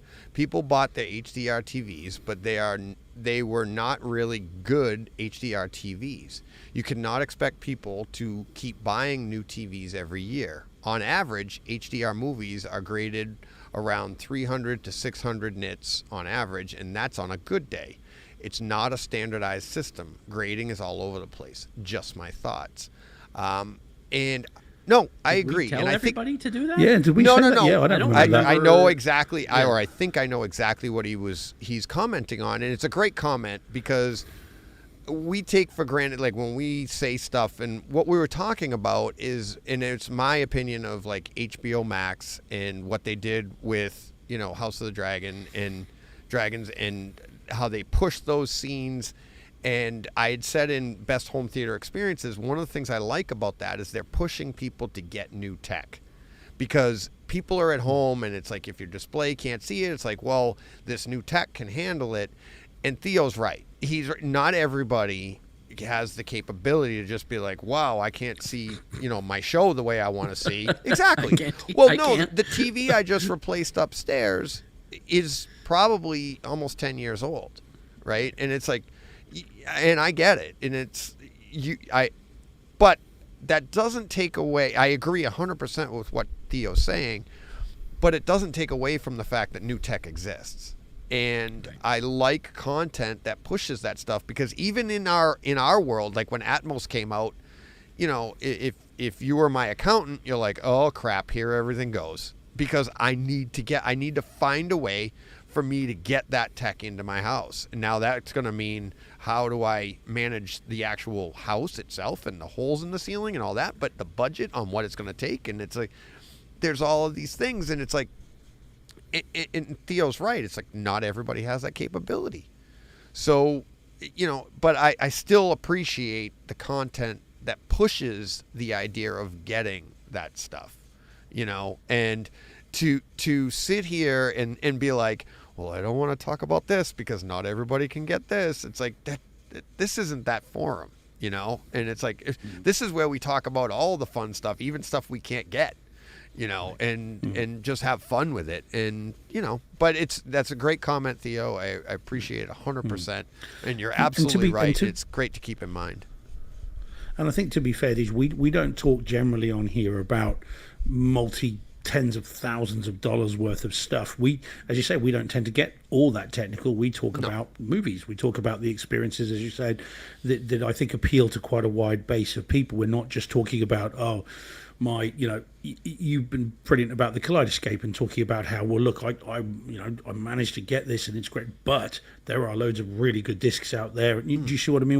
I think we're quite a broad church in that respect. We're not just saying, oh, well, look, if you've got a less than a 200-inch screen and if your theatre's less than $300,000, then it's a waste of time. I don't think we're like that at all. Right. And it's about enjoying what you've got, even if it's a sound bar and a 36-inch TV. If you like it, it's a theater, and if you enjoy it, brilliant, and come along for the ride with us because we're all on board with it and we like it too. So I think we are more like that than perhaps some other, and I'm not talking about anyone in particular, but certain other shows that I have heard where they are about the next big thing every day. It's the next thing, thing, and that's not us, I don't think. So, but I get it. It's one of the reasons that I stopped buying certain magazines about, because every month it was, oh, look at what's just come out. Thinking, well, I've just bought the thing from last month. And so going back a while, that's why I stopped buying them. Yeah. And to be fair, like one of the reasons I was so excited to have Brent Butterworth on the first time I had him, I reached out to him. And the reason I did was because of that mindset. He was writing for Home Theater Magazine back in the 90s. And his reviews of stuff were much like how my mindset is even now, in that he had access to some of the best equipment out there, but he could still relate to the common person and be like, this is great, but you can do it with this and you can do that. And he'd write reviews on, he'd put movies in. And I said it the first time I met him, I'm like, he'd throw Terminator 2 into a review of a like speaker setup that was like probably, $40,000. And he'd be like, when you watch a Terminator 2 on this. And what I liked about that stuff is it makes you aspire to get your system to sound something like that, right? Because I love Terminator 2. So yes, we can't all have the best tech, but there is better tech. Everybody knows there's always something better out there, and there's always somebody not as fortunate as you. So, be happy where you're at. Try to, I especially in this hobby or anything, it's like try to aspire for more, or at least a facsimile, and be happy with what you have. And I think that's what we try to do here. And, and that's what I like about HBO Max. It's like what they're doing with that scene, getting back to that. It's like, hey, look, this is possible. And it's like, don't poo-poo the artist for trying, for utilizing a tech that's there just because not everybody has it, because someday people will have it. But it's like, if you can utilize that, knock yourself out. So. Can I just poo-poo HFR again, though? Is that okay? Can I just poo-poo that? That's your opinion. It's valid. Whilst we're talking technology. I agree with it, but it's opinion. It's a valid opinion, and I understand it. I wouldn't want it 100% of the time, I don't think. Doesn't bother me, but yeah. All right. HFR. Consider it poo-pooed anyway. Speaking of HFR, who's reading next? Oh, I've lost count. I've lost track. Oh, didn't I do the last one? I think I did. So John. I don't know. I'll go. Yeah. Blue Wave. Blue Wave, Theater Experience, Avatar: The Way of Water, 3D, 2D, and HFR. Says, hey guys, I had a sudden urge to pop in Tron Legacy and watch that this weekend and realized that this movie does not have a 4K release. What are the movies that top your home theater experience that currently do not have a 4K release but deserve one? All right, first off, let's take Abyss off the table. Let's take True Lies off the table, because everybody knows those two. Let's take Avatar off the table. We know that's coming anyways, pretty much. Other than that, I have mine. Just talked about it this weekend on Twitter. I think it's but go ahead. Go on, John, do you want to jump in? Nice. Tombstone is my number one There you go. most wished for movie. Not because I think, even though I do think it will be a good home theater experience, but not necessarily because of that, just because I love the movie and I think it deserves the upgrade. King Arthur that we watched recently, I think would also be high on my list of movies that should get a 4K release, and also would probably be very good home theater wise, because we actually enjoyed the Blu-ray. The Blu-ray was pretty good, and there was some nice detail in some of the shadow scenes and stuff like that, and the contrast in when they go into the snow area, it gets snowy and stuff. The ice, the sound of the ice. Oh, I mean, it was really good. So those are two that I would really look forward to. And the 13th Warrior, which hasn't even seen a Blu-ray release, is only on DVD. But also really enjoy that movie. So those are three that I really am anticipating someday. All right. Steve?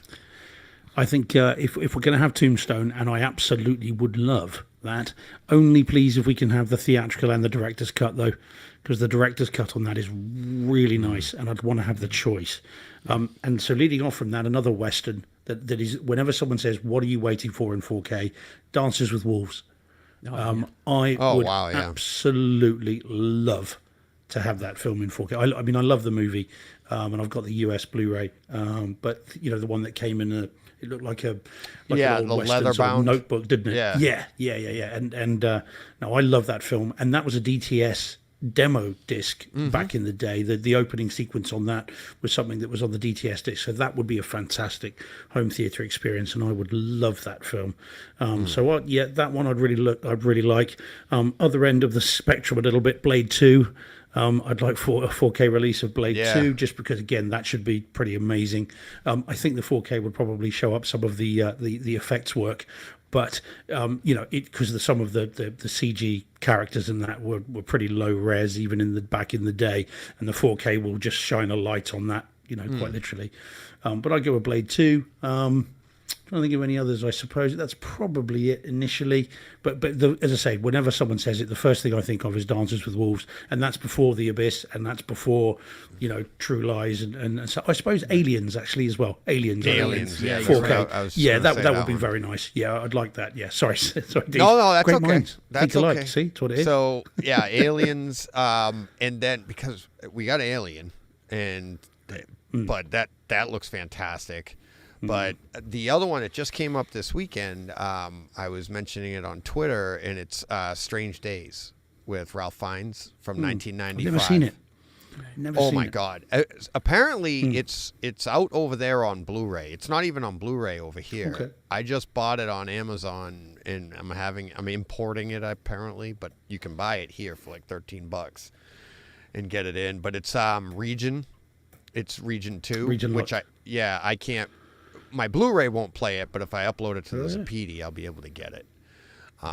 What's it about? What's the So, story? Just It's I've never so heard. I've basically heard of it. Never seen it. Yeah, so what it is the story's centered around this tech that you put on your head, and it's similar to, remember in we've all seen The Matrix, and they instead of doing drugs, they do the memory things or whatever. Well, that's what this is centered on. You put this thing on your head that looks like this. And I'm on YouTube doing this, but my hand's on my head if you're watching listening to the audio only. But anyways, so you put this thing on your head, and it's like you could hear and see everything that somebody else experienced. Okay, so like say somebody went surfing and you can't go surfing, but you want to experience going surfing. They would put one on their head and record themselves surfing, and you would see and feel everything, the feelings and everything.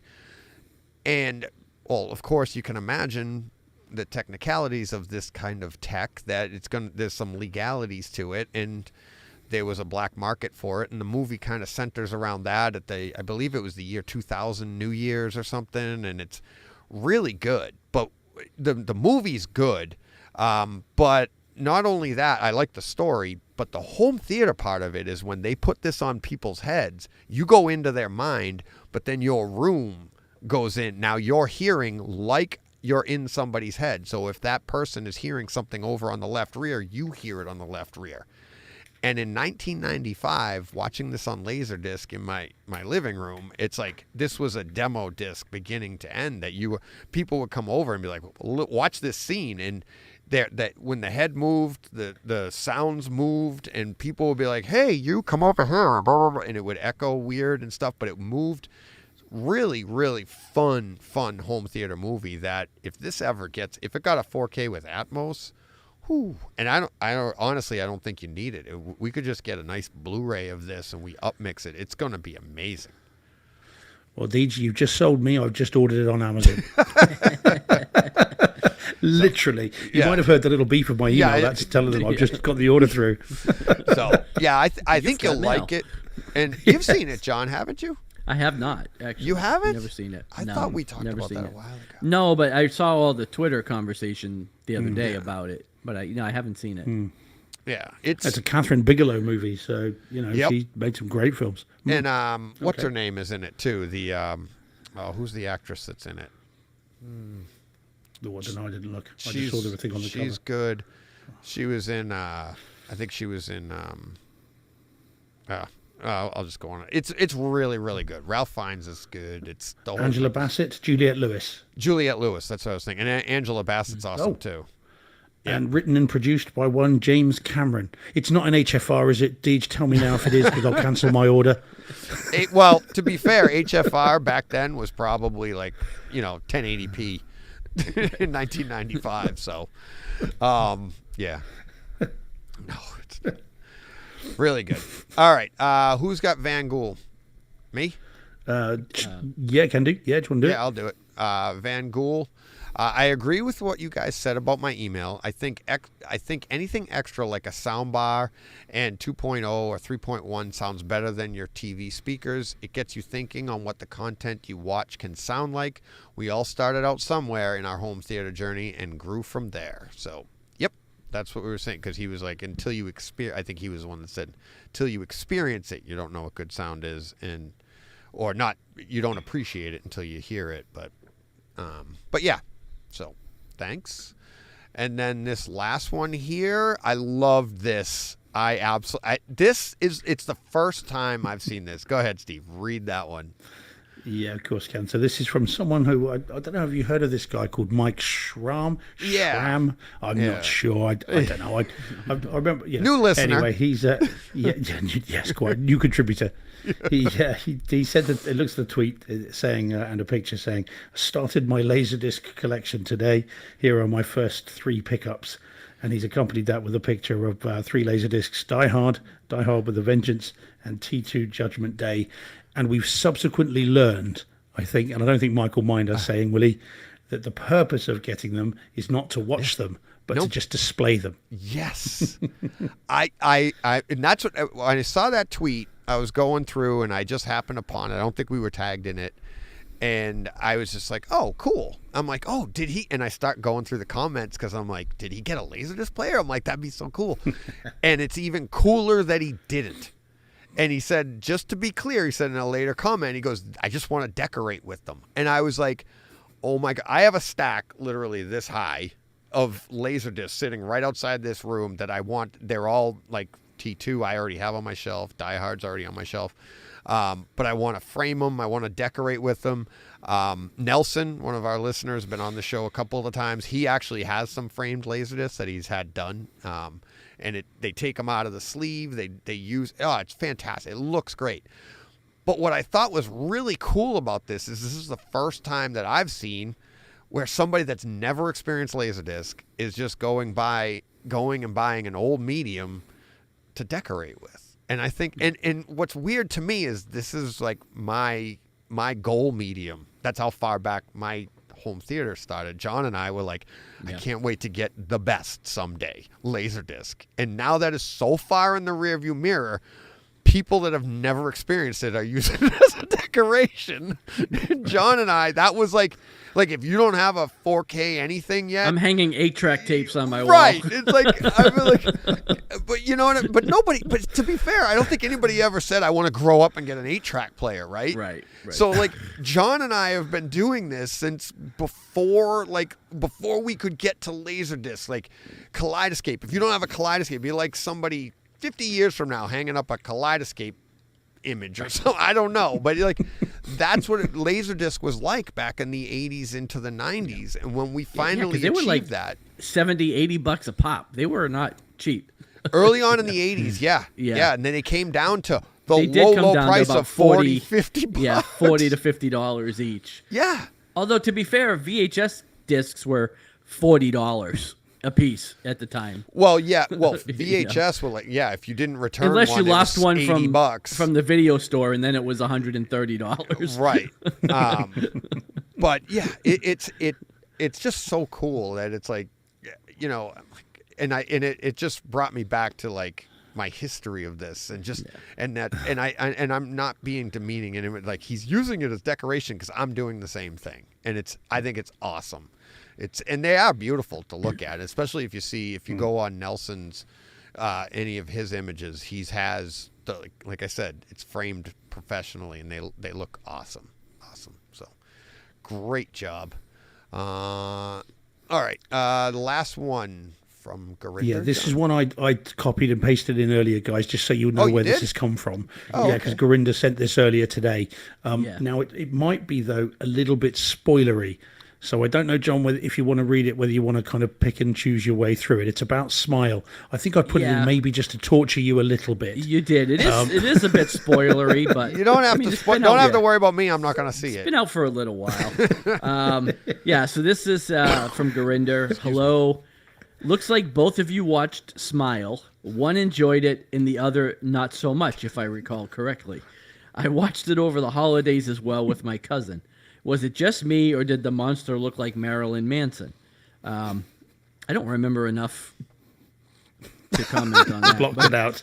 Yeah, I've blocked it out. Yeah, I've blocked it out. When Googling if others thought that, I found out about the allegations against him. Anyhow, my cousin. Hey, I gotta put the show on hold for a second. Okay. Is that my son-in-law out there? Is that my new son-in-law out there? Greg the Awesome Ninja. I'm calling him out. That's my new son-in-law. Is he in the chat? He's in the chat, yeah. And I know what he's going to write next. Is that my new papa? Is that my new papa? He wanted to say that last week, but he wasn't sure if he should. So now I'm just calling him out. And if him and my daughter are watching, they're probably both cracking up right now. Sorry, John. Go ahead. It's all right, because I was going to say this last paragraph is the spoilery part, so let's just leave that. Let's just leave that out, I guess. Yeah. And then the good one, Gurinder. Yeah. Because I had my thoughts on that too, because I was thinking the same thing. Why didn't she just do this? And the whole movie would have been over. That's written and directed by. That's why I can't watch horror movies. Most of them are like that. Yeah. It's like, Well, I think to be fair, they do address it. There's a line of dialogue that does address what would happen if she did that. Yeah, And I think the suggestion is did. kind of what he says, which is that if this character did X, actually what would happen is it would just jump and it would find a way around it. I think that's suggested because one of the characters did do that, I think, or one of they hear about someone that did it. But yeah, I mean, it was Gurinder sent that earlier today. And I just thought, I'll torture John with Smile a little bit further. A little bit more Smile. Yeah, a bit more PTSD. The problem is, it's been so long now, I don't even really remember it anymore. I'm thinking it's another Northman, John. So, it's another Northman. Give it another go. I'll buy the Maybe disc not. and see how it does goes. that mean I got to give it a go? No. I just can't. No, don't, dude. You're not going to like it. But Steve's like, but no, if you we're going to come on to a film in a minute or two films in a minute that you go, as long as both of you live, you're never going to watch them. see these films. Yeah. Oh God. See, that almost makes me want to watch it just because Exactly. you said that. Oh, we'll talk It has about the opposite. It has the opposite effect. Wait till I tell you about them. All right. Before we do that, let's get to what's coming in 4K. And before that, thank you to everybody with all the comments, everything. Keep them coming. We're starting to filter them out a little bit, but we love getting them. I actually go through, I don't know if you guys do, but I go on YouTube and I read all the comments afterwards because sometimes I can't keep up with them, but I love the interaction. And you had a tough day, but or you're busy at work or you're doing whatever you're doing, myself included. It's like any time I get emails, comments from you guys, it's awesome. Awesome. So we're reading as many as we can. So, but it's growing. So we're going to have to start filtering, boys. Yeah, because we're, 2.5 hours into this show. It's an hour and a half. Comments. Yeah. So, all right. Let's see. What do we got coming up? Coming soon.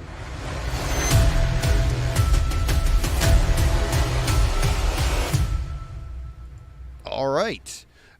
January 17th, coming in 4K, we have Double Jeopardy in 4K from 1999. We also have Cloverfield in 4K, but that's got to be a new one, right? That's already out in 4K. I thought that was already. Yeah, it's a steelbook, I think. Yep. It's a steelbook. Same with Wrath of Man from 2021, Ooh. I think. Is that already out? Guy Ritchie. It's a Guy Ritchie film I like with that movie. Jason Statham. Yeah, Yeah. it's good. Yeah. But wow. I thought that was already out in 4K, though, no? Let me. In Germany it is. It's out in Germany. Oh, okay. Yeah. I need No, to this get looks that. just Shout Factory Good film. putting it out. Yep. Okay. Nice. That's a good one. And then the last one is They Live, which is already out on 4K. I've done a podcast on it, but that's getting a steelbook as well.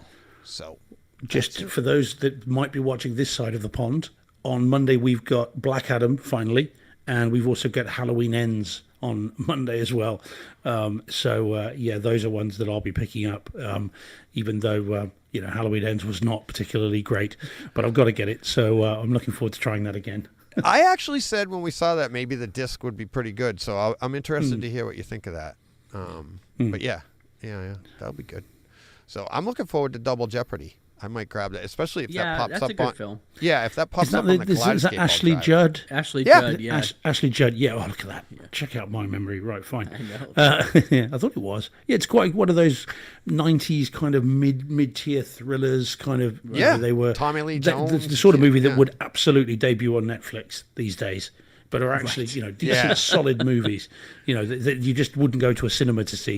You'd absolutely watch them at home now. Yeah, but thanks to our systems, we can experience them like you would in a theater. So, I mean, Exactly. that's the best part about all this. I don't really feel like I'm missing a lot. It's like, I mean, you think about all the movies we talk about, especially the catalog titles. Now that I've got the vernacular down, but like Tombstone. How many times have we seen Tombstone? But I probably only saw it in the theater maybe once. Twice, Right. but all of my memories now are watching it. You know, I'll be a Huckleberry. You know, I can't wait to see that in 4K. So good. So good. That's why I got Such a one good for each of yous.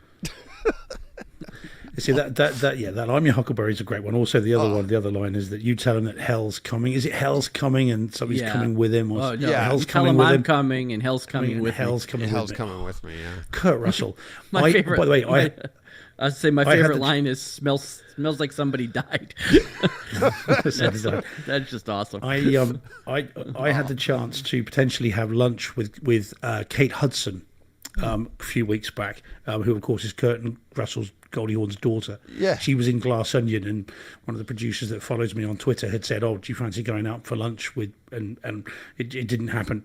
But I just thought all I would do is embarrass myself, because all I'd want to do is ask her about Kurt Welcome to Russell. my world. Right. Exactly. Because as good as she is, and she's been in some great movies. Yeah, right. Skeleton Key comes to mind, and obviously Almost Famous. She's in that as well, I think. Wasn't Yes. she? Yes. Yeah. But I'd honestly, I just want to be like, can you just ring your dad? Can I just speak to him for a So about your dad. Yeah.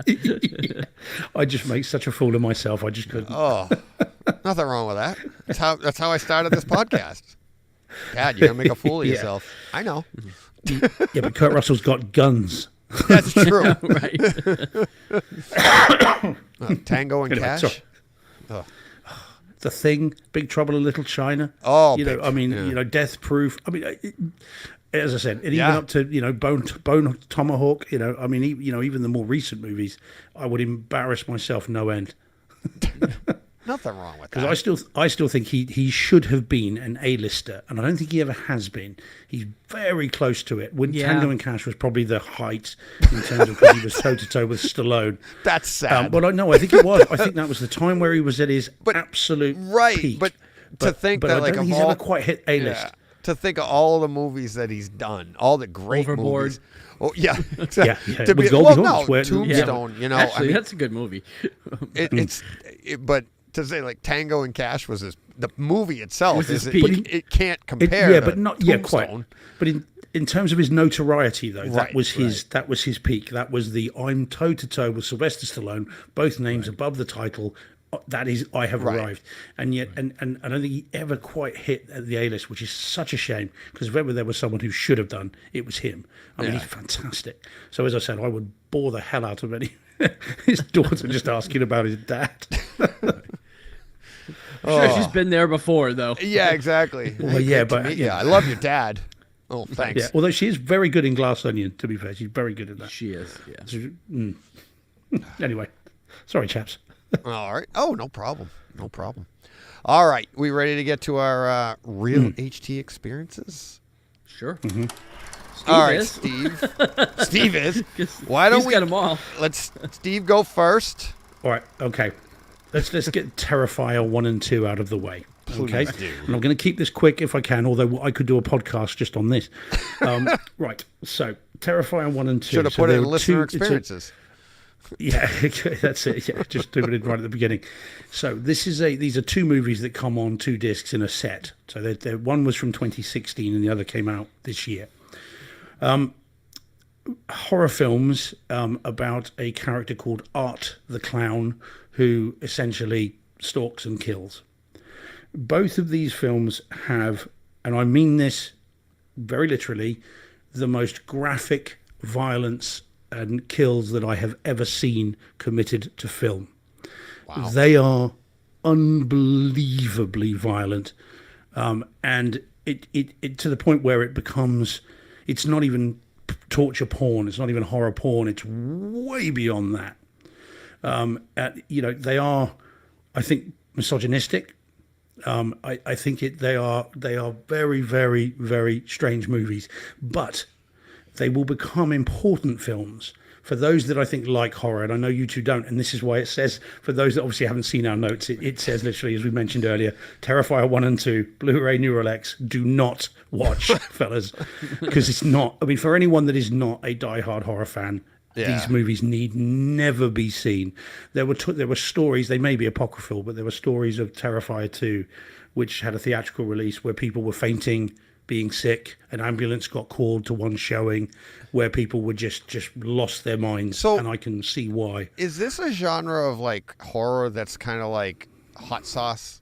Like it's just so bad it hurts that you're like, I can eat that, and you know what I mean? And like people like try this, and like people go into these movies and like, oh phew, I didn't pass out. Like is that the idea? It's an endurance. Yeah, it's an endurance test. And funny enough, one of the reviewers that I'd read said this will become a film which will be like, could you stand it? A bit like Faces of Death was back in the day. You know, when people thought that was real, it was all like, oh, can you stand through? Can you sit through it? Terrifier 2 is one of those, almost certainly.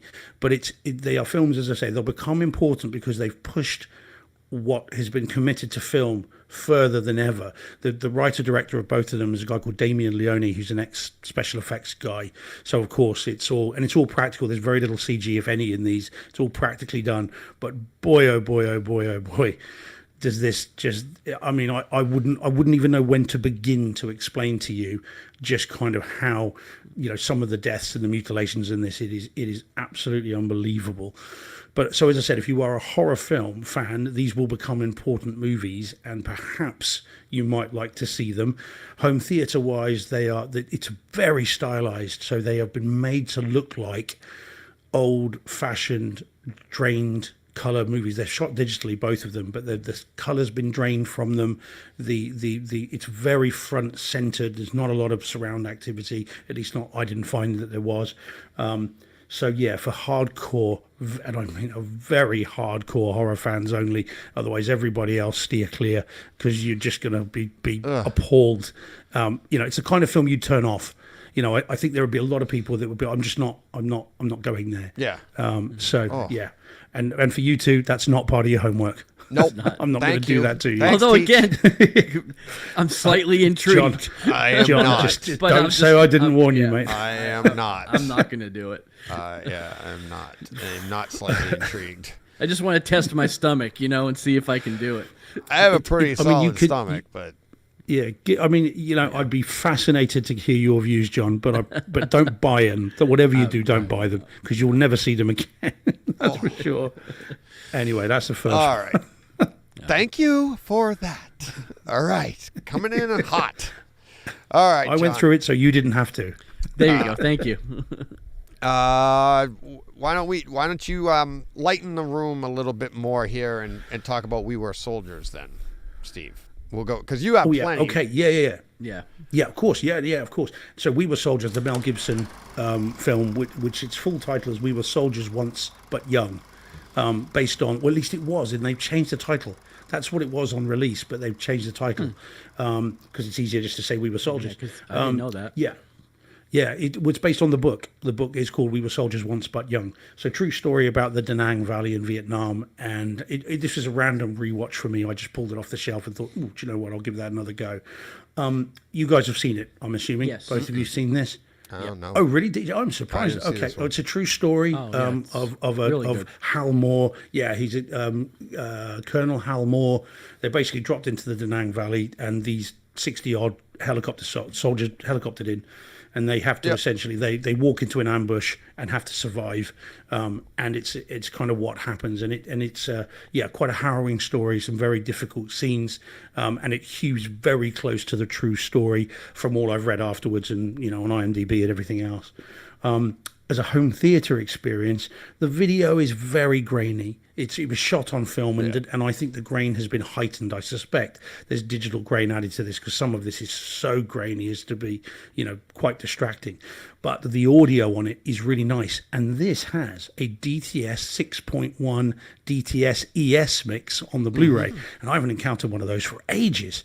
So obviously it was upmixed to Neural X. and it upmixes very nice. You've got helicopters all around. You've got fast-moving jets coming over, loads of kind of atmospheric effects, gunshots, and everything else. And it's really nice. If you haven't seen it, Deej, this is one to get on Kaleidescope. I just pulled it up. I just pulled it up, and I was like, oh yeah. The first one I pulled up was a box cover I didn't recognize, and I'm like, no, I didn't see this. And then I pulled up the second one. And I'm like, oh, yeah, I've seen this. And I do remember the DTS-ES 6.1. That was why you wanted to get it, because at the time you were like, ooh, ES. You're like, ooh, 6.1. All right, cool. No, I remember that. Yep. It's a great home theater experience. Really good. Yeah. It is. And it holds up well. It holds up well. And it up mixes very nicely indeed. It's a hard watch at times. There's some nasty, gruesome stuff. And it really did happen. I mean, this is the really clear mutilations. You've got the horrible, whatever I remembers, with the napalm, which it's friendly fire, so it lands too close and takes out some of their own troops. And that's really hard to watch. And that actually did happen. And apparently one of the people at the premiere, the guy that was there, walked out. Said, I can't go through that again. I went through it once. I can't see it again. But it's a home theatre experience, and aren't we lucky we didn't have to go through that? Because presumably both of you guys will know people that went to Vietnam and Yes. Whereas of course I was thinking of this the other day. It was just me watching movies like We Were Soldiers and Platoon and thinking about Vietnam, but of course no one that's related to me or anyone that I ever knew would fight in Vietnam, but you guys must both know people that did. My dad. My dad as well. This is the thing. Yeah, quite so it may be that you guys get a different experience, so forgive me if I'm not I'm not making a comment on the true events, as it were, but but as a movie, it's a heck of a film. It's worth a watch. No, you don't have to apologize at all. It's like that's one of my favorite memories is my dad taking me to Rambo First Blood Part 2 and coming out, and I've talked about it on the podcast, but it was a great example of, hey, life, art, all those things. And people were protesting that movie because it did kind of glorify, not kind of, it did. It entered the age of, the 80s action film, but it took Vietnam, which the first movie was so poignant to what happened, right? And then the second one was just glorification. And my dad telling me on the way out of the theater, I was like, why are some people protesting? I was just a kid. I'm like, why are people protest? Why aren't you upset? And he's like, some people handle things differently. But it's all in your perspective on things. And then there were a lot of these movies that we see, these real life movies are just like, it's tough on people. Like the, Boston Marathon bombing, they make movies about that I know people as well. And it's like, but you have to put that in perspective. And it's, and it's hard. Like when I did Platoon, that was tough. Not Platoon, I'm sorry. You just talked about it. Saving Private Ryan, the opening scene. It's like going through that and you're like, just watching that. And I'm like, we're entertained by what those guys went through, and it's hard to separate that at times, but it is. But that's part of that's part of the genre. It's part of what we're doing. So, but it's interesting that you guys would have a different perspective on it. That like I said, I can watch it as entertainment, but appreciate the reality of it. Right. But it's interesting. You guys would come at it from a completely different experience. A lived experience, not directly but vicariously. Right. And and if you guys want to know about what happened, you can ask your dad. That's something that my dad, because of course my dad would have been was born in 1945. He's never been in the military, never been in the army, never been conscripted. There were no wars in which he would have fought. So his dad did in the Second World War, but not him, if you know what I mean. So it's interesting. You guys would have very different perspectives on these movies, which is something I think many people this side of the pond would just not even think about, not even realize. So all right, but it's a good film. Yeah, we'll say it that. is. It is. You got another one coming up. We're going to talk about too. So same genre. Yeah. All right, let's get into Fantasyland, John. Sure. Game of Thrones. Yeah, I mean, we're still plowing our way through Game of Thrones, and that's really all we've done. I'm actually on kind of a mission to get it finished before the end of the month. Really? Because I've discovered 2 bad discs in my set, Oh. And I have a January 31st exchange window for my set. So I'm trying to get through the whole thing so I can determine how many discs I need to swap out with my replacement set when I get it in. So, Well, can't you just replace the set? I could, but like then what if I have bad discs in that set? I'm going to keep the ones I know are good, and I'm going to swap out the ones that I find that are defective. Oh, I see what you're doing. Right. So we're just like at the expense of everything else, we're just plowing through Game of Thrones. So we're into season 5 right now. So we watched half of season 2, all of 3, and all of 4 last week. Wow. Yeah, I mean, I don't know what to say that I didn't say last week already. Just a phenomenal experience. I mean, in season 3 and 4 seemed to be peak Game of Thrones. I think this where it really hit its stride. Story-wise, yeah. Story-wise. Season 5, now we're getting into like the faceless men and things like that where it gets a little bit weird. Although, I mean, there's been some weird stuff all the way through, but now we've got Brandon in the tree and we've got Arya with the faceless men, and it's getting a little hokier. But seasons 3 and 4 were great storytelling. But yeah, the Atmos, again, I'll caution, if you have the discs, you have to remember to turn on Atmos. Yep. Every time you switch episodes, which is very tedious. But it looks fantastic. Again, all of the things that you would complain about from streaming it on, well, actually back in the day we weren't even streaming it on HBO. I had DirecTV and I was just watching, Right, it was which just actually HBO was cable. better, but was actually better than streaming in some cases. Really? Because DirecTV satellite really had pretty good picture quality. Like even now you can get 4K video through DirecTV. Yeah. Where you couldn't back I then. had but Dish, and I found that streaming was an upgrade over when HBO? I cut the Yeah. cord. Yeah, when I cut the cord, I was, like I said earlier, my wife didn't like it at first, and I was like, it's cheaper and better quality. I'm like, I would pay more for this, and I'm actually getting it cheaper. I thought streaming was the upgrade. Well, I think it's better. Yeah, I mean, streaming now is probably better than HBO from 10 years ago. Yeah. But yeah. I think DirecTV now has better quality than streaming. If you were to have the box and the satellite still in your house, I think it's better. But just from what I've heard. But anyways, the point is, like, watching these on disc, it's just unbelievable quality. Like, I'm seeing things that I never saw the first time around, detail-wise, on my 65-inch TV upstairs with HBO, And, and like I said, I never heard it in Atmos. It was just, surround sound 5.1. Might not even been, I guess it was. Yeah, it was 5.1, yeah. So, yeah. Are you really, enjoying really the opening? it. Oh, I love the opening. Yes, every episode I watch it all the way through unless I have to get up, because that's also my bathroom break. There is a pause button. I understand. I understand. It's a long enough opening that, because it plays through the credits, it plays through the end credits and the opening. So, yeah, I could actually make dinner before the next episode starts. But I do watch that opening every week, every episode, and there's always something added or different to it, which is really cool. And, yeah, again, just detail. Forgetting, I can't believe how much I forgot about that show. Rewatching it, even though I've read the books and I've watched the show, there's so many things that are happening that it's like I don't remember that at all. I don't remember any of that happening. So it's really, really good. We're really enjoying it. Can't wait to get through it. And then, like I said, we're gonna pop right into House of the Dragon again and go through that. So cool. Probably next week this will be it as well, and then we'll probably be done. I'll probably do House of the Dragon with you. Jen hasn't finished that. I streamed the whole thing, and I finished the final episodes on Kaleidescape, so I've already seen that.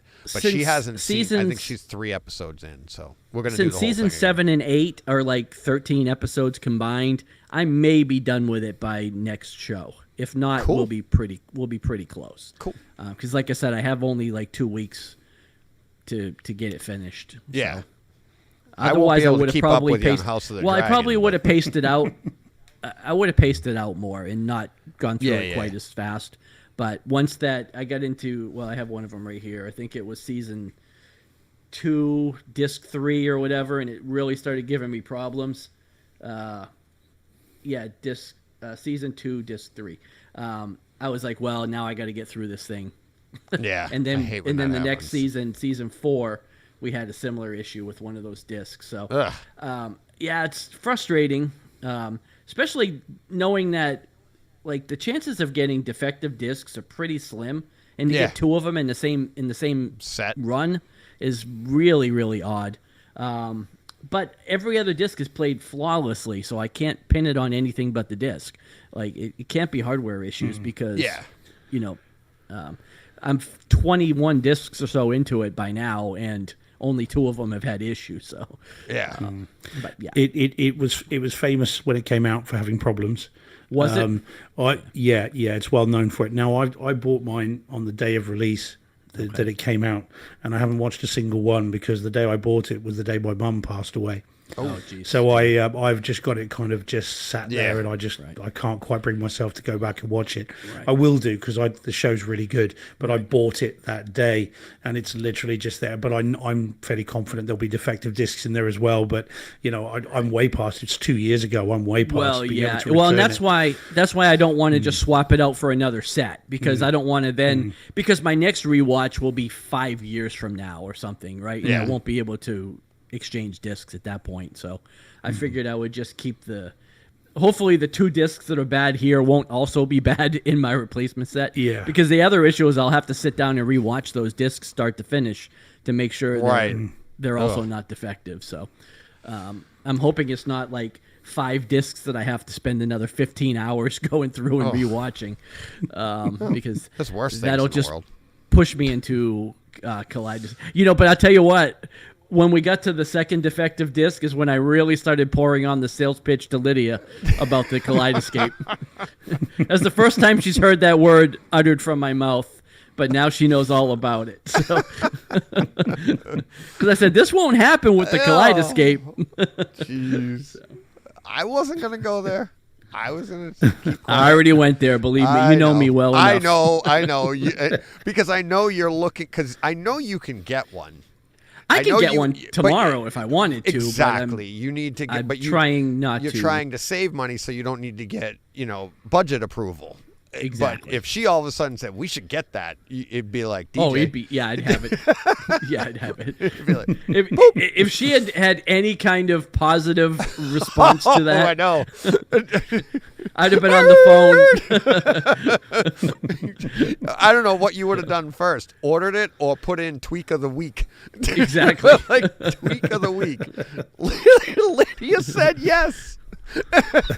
Yeah. Oh, you engaged? That's all I was looking was for any kind of positive reinforcement, but it was not forthcoming.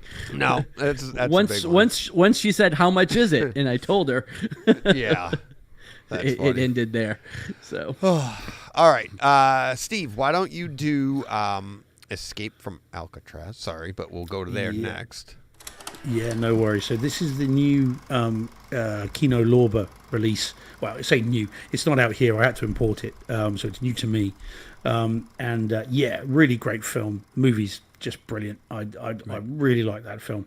And I've been to Alcatraz a couple of times, and next to Al Capone's cell, it was Frank Morris's cell was the one I wanted to see the most.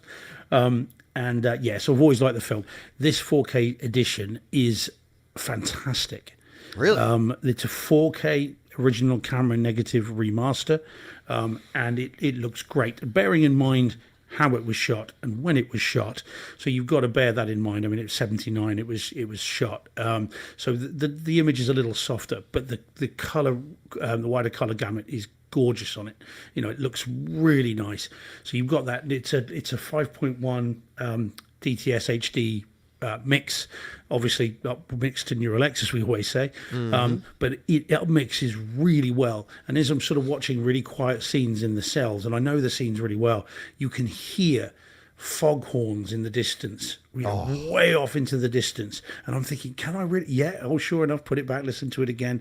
And you can hear seagulls, and you can hear, all this stuff going on in the channels, the rear channels.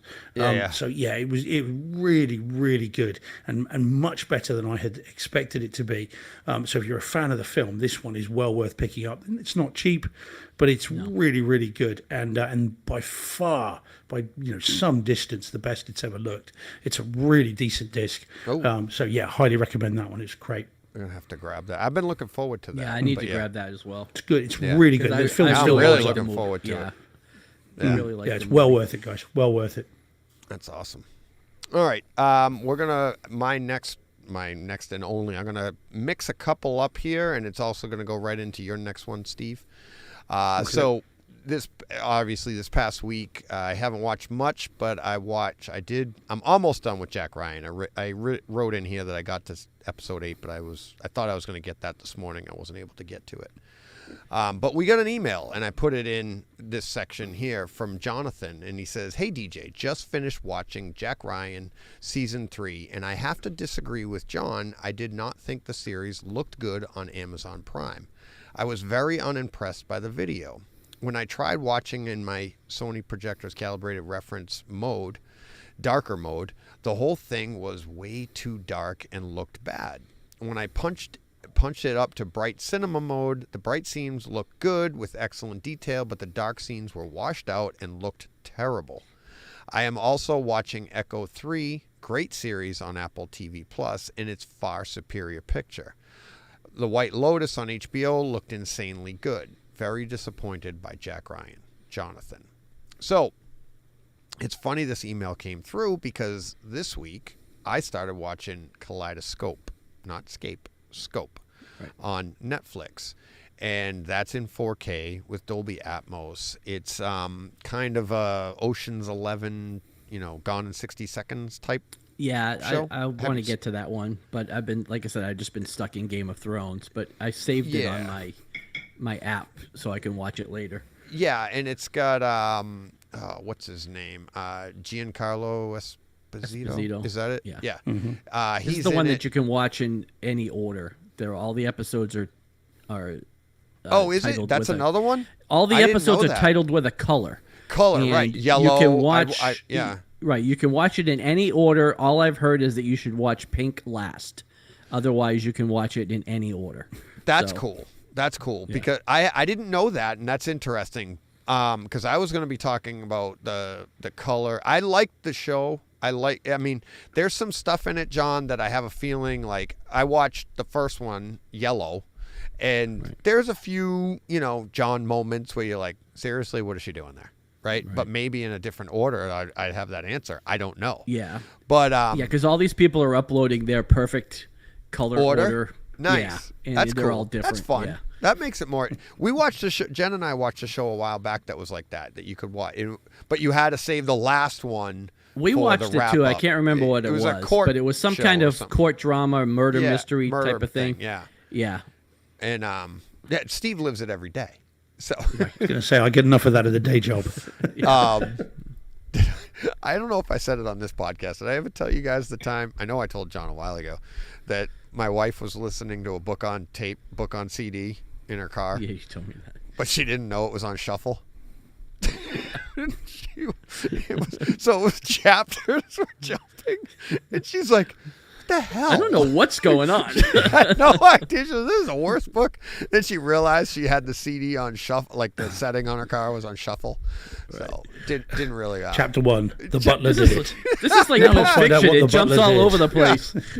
Yeah, no, they opened up with the end. Yeah. But yeah, she was like, "Oh, it made so much more sense." Yeah, but yeah, so that's a cool feature. I didn't know that when I get back to it, but what I found was now, like you, John, I'm most of what I'm doing in my room is Jack Ryan, and when we talked about it last week, the sound in it, I will stand by, is really good. The Atmos is really good, especially for a stream. Okay, always with that caveat. But the picture, what I was noticing is as the time went on, as I got further into the season, I was like, man, and this was before I got Jonathan's email. I was like, maybe my bulb's getting old, because the detail just wasn't popping. And then I went and I popped on that Kaleidescope and I was like, oh, wow. Now my bulb's working now. It looked really good. But what was interesting about comparing these two is that there are scenes in Kaleidescope where, so the show's about it's a heist show, and you have the high tech people that are going to prevent the heist, and you have they seem to be low tech, and that's why I use Gone in 60 Seconds. In all the scenes in Gone in 60 Seconds when they're meeting in the garage, and there's a lot of that. They're literally in a garage, and the atmosphere in that garage is kind of murky, right? So there's less detail and stuff. So you have that wash over the screen that gives you that like almost atmospheric depth in the room. But then you go to the high-tech place, and it's, like, just sharp and cold. The black level is just sharp. Everything is just pointing. There's bright lights against dark backgrounds. And the setting between the two, I think, is just a fantastic example of what HDR can do for a story, right? Go to Jack Ryan. The whole thing is murky. And there's no separation. It's just the story. And then it's just the way it is. And it lends you to believe that, like, so the Batman would be almost considered murky unless you delve into the detail that you're actually getting. But it's not that sharp black levels against a bright color or bright light or something, right? The Batman. But there's so much detail that you're like, it's an artistic choice. In Jack Ryan, I felt like as you go through, there's some dark scenes where you're just like, I didn't even know who, like there was a scene later on where a character shoots another character, and I'm like, I don't know what character just got shot.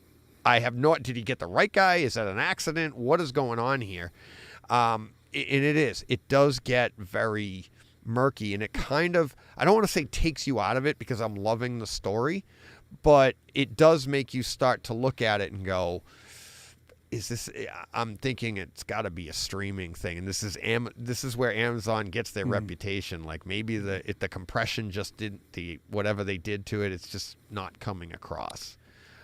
No, like I agree that the White Lotus looked fantastic because White Lotus season 2 was phenomenal and such a good show. I actually never talked about it here, but we really liked that.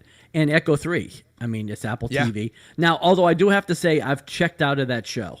Like, I've got 2 episodes left and I'm done. I feel like this is a show that they've dragged on way too long and should have been done around 6 episodes. But anyway, looks fantastic. But I don't know, like, I didn't find that with Jack Ryan. Now, maybe I just didn't watch closely enough, but I didn't find that I had any problems watching it. But, again, maybe I just wasn't digging deep enough into it. But but I do agree with those other 2 shows. They looked... Yeah. It helps that White Lotus was in Sicily, and I was just in love with all of the scenery anyways. Yeah. But it looked great. But yeah, I don't know. Like I said, I didn't have the same issue. And I know Steve's watched a couple, so I'm sure. The other... I have to admit, I haven't found, obviously I've only up to episode 3, but I haven't found any massive picture issues, nothing that's particularly drawn my attention. It's looked okay. Yeah. I mean, I don't think the other 2 were particularly spectacular. I think they just, it's a spy series. It's I don't think it's supposed to be eye candy necessarily. I watched the other 2 in physical, or I watched them on Kaleidescape, but the physical disc version of them, right? And they are sharp, and they do look good. And I was taking into account that this was streaming. And like you, in the first few episodes, I'd say the first 3 or 4, I was like, I didn't really have that thought. But as it kind of went on, and I wasn't watching anything else, and that's what I thought was great about Jonathan's email, is that that's what we do, right? It's like, it's when you jump back and forth, maybe you don't notice, or you just take it for granted and be like, okay, that's just what it is. But I was starting to think, like I said, my bulb was going because I'm just like, and I thought my theater was better than this. I thought my picture was better than this. And then when you go to something else and it actually pulls out what your theater is capable of, you're like, okay. And now I start to look at it differently. And I think those scenes that even Jonathan was referring to, they're later on in the series. And it does, I think you'll see what I'm talking about. I think you would too, John, if now that yeah, probably. I mean, I'm not going to go back and watch it again. You're right. It's not phenomenal anyways, but I didn't notice it.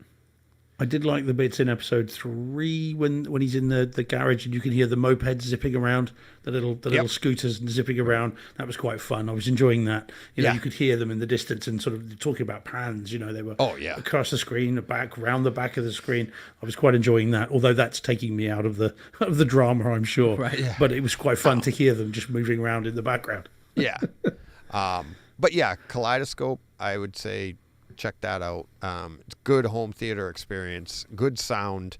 I'd say the sound was better on Jack Ryan, at least from what I've experienced since Kaleidescope so far. This is more of a, it's a heist drama, so it's not as much action that I've seen so far. But it is good sound, good dialogue. But the picture, I've thought, was really good. I mean, it's Netflix, so they typically, I would say they're second to Apple TV, but they do a really good job. And it's entertaining. I like all the people, all the characters in it. All the people are playing good roles and stuff. So, yeah, a lot of fun. All right. I think all we're left with is I say it's all Steve all the time. Steve we're done, all the time. But to be fair, it's 1:45 here, so it's not a bad idea to rattle through these. It's all up to you. Yeah, we've done Jack Ryan. Okay. We've done that. So now we're on to your next. Yep. Ooh, this is a good one. Okay, so the next one then, which was a little bit of a surprise, 48 hours on 4K disc. Now, you guys have had it a while, I think. It came out here a few weeks ago, and I bought it on release and not really expecting much from it because it's quite an ugly movie. And I mean that respectfully to Walter Hill. It's never been it's always been, you talk about murky. It's always been quite a down and dirty film, absolutely deliberately all day long. That's not that's how it was designed to be look, I think. And yet the disc, so the movie's still great. I just watched it over the weekend. It's still a brilliant film. You don't need me to tell you that. It's a great film. But the disc is actually really decent. You get the image quality when you first put it on. You've got the credits look a little bit worryingly grainy. You've got this kind of weird thing where the grain looks like it's fixed in place, and I suspect that's just the optics of the credits over the image. But once that goes, suddenly you're left with actually a really decent, detailed image. It's got some really nice stuff to it. It's smooth. It's film-like. The grain is perfectly managed, and the audio, which is in it's DTS. Dolby TrueHD. So of course this is up next to Dolby Surround, or at least that's what I do with mine. And it's all right. There is some punch to the gunshots. You've got some nice envelopment. It's actually not bad at all. And I thought this was going to be one of those, probably wouldn't see much difference between the Blu-ray. And actually, it is well worth picking up. This is better than you might think it would be. So actually worth investing in it. And it'll be quite cheap over there, I would imagine now. And it'll be cheaper here soon. So if you see it for a decent price, pick it up. That's what I would say. I haven't bothered with the sequel. Less said about that, the better, I think. Yeah. I don't quite know what they were playing at there. That's one that I think, like you said, it's supposed to be murky. It's supposed to be. I think the 4K on that should be a lot of fun. That should, especially for an older movie good. Like that. Yeah. That's cool. Yeah, certainly. And again, I'm always a little wary of 1:8:5 ratio older movies that are down and dirty and quite low budget, because I'm always thinking, well, it's going to fill the screen. You're going to see any imperfections and any issues on it. And so I think the film stock used back then for certain movies would really bring this up. But actually, it's good. It's well worth picking up. And again, if you could find it, great cheap, movie too. Get Love it. that. Yeah, it's such a good film. Oh. The two of them. I mean, it's the original buddy cop film, isn't it? Really. Yeah. As we know them. Yeah. And a true star-making vehicle for quite literally for Eddie Murphy. Yeah. It's great. Exactly. Very cool. All right. So that's that one. And in a completely, you're gonna be like flipping genres here, left and right. When your next one, been that kind of week. And I'm actually looking forward to this one because this is available on Kaleidescape as well. Yeah, but I as want a to premium purchase. I don't think I would do the premium purchase. Yeah, but I actually kind of want to see this as well. So. So this is Puss in Boots: The Last Wish. Okay, so years after the last Puss in Boots film. Now, I've got to say, guys, it was fantastic. Really? Okay, and awesome. Yes. I'm gonna wait for it to come down in price. Yeah. I'm not paying $40 for this. Right. Well, no, perhaps not. I loved this film. This film is fantastic. Now, I'd read some surprisingly good reviews of it. And I'm someone who, I checked out of Shrek after Shrek 2. I thought Shrek 3 and 4 were pretty poor, and I never saw the last one. and Puss in Boots, the first one was really good. I think there might have been a sequel or a TV show or something, and I didn't see that. But I enjoyed it when he turned up in Shrek 2, and I liked the spin-off. But I sort of left it behind. I figured it was all gone. I mean, Antonio Banderas has moved on. He's an older guy now. He's not really doing this stuff now. So this comes along, written by a new creative team. So they're not the same people at DreamWorks that have done the others. And the animation has been upgraded so that it now looks like Into the Spider-Verse. Oh. So the animation is beautiful. And when it goes into certain, I mean, this is one of the cool things about it. When it goes into certain action scenes, it starts to frame skip like Into the Spider-Verse did. Yeah. Where you suddenly get that sort of anime style kind of thing to it, and it really works well. So you've got brilliant animation. You gotta nice stop sound, talking because again, I'm about to buy it. Yeah, well, I'm not going to review the cinematic experience because it was a screener, so it's not like that. But it still looks great. But it looks really, really nice, and I imagine this is going to sound incredible. And funny enough, when it finished, the first thing I said to the person I saw it with was, I cannot wait to get that into the cinema room and see that in 4K because this will be beautiful. Now and the story is really good. It's really well written, lots of Spanish, which is nice for me because I like that. And it's got some villains in it. Yeah, well, you'll be okay. You guys will be all right. You did Spanish at school, you'll be fine. Oh yeah. And it's got so you've got a villain in it, and I'm not going to give you any spoilers, so I want you to just see it, who I think goes right up to the very line of what's acceptable in a kids film, because the villain in this is genuinely scary. And I can imagine some kids being quite freaked out by it. And I'll say that to anyone listening that's going to watch it with young children in their theatre rooms or take them to the cinema to see it. Because, the villain in this is genuinely creepy and actually quite, I mean, I don't want to give it away, but genuinely, right up to that line of what would be probably too scary for kids, but it's really, really good.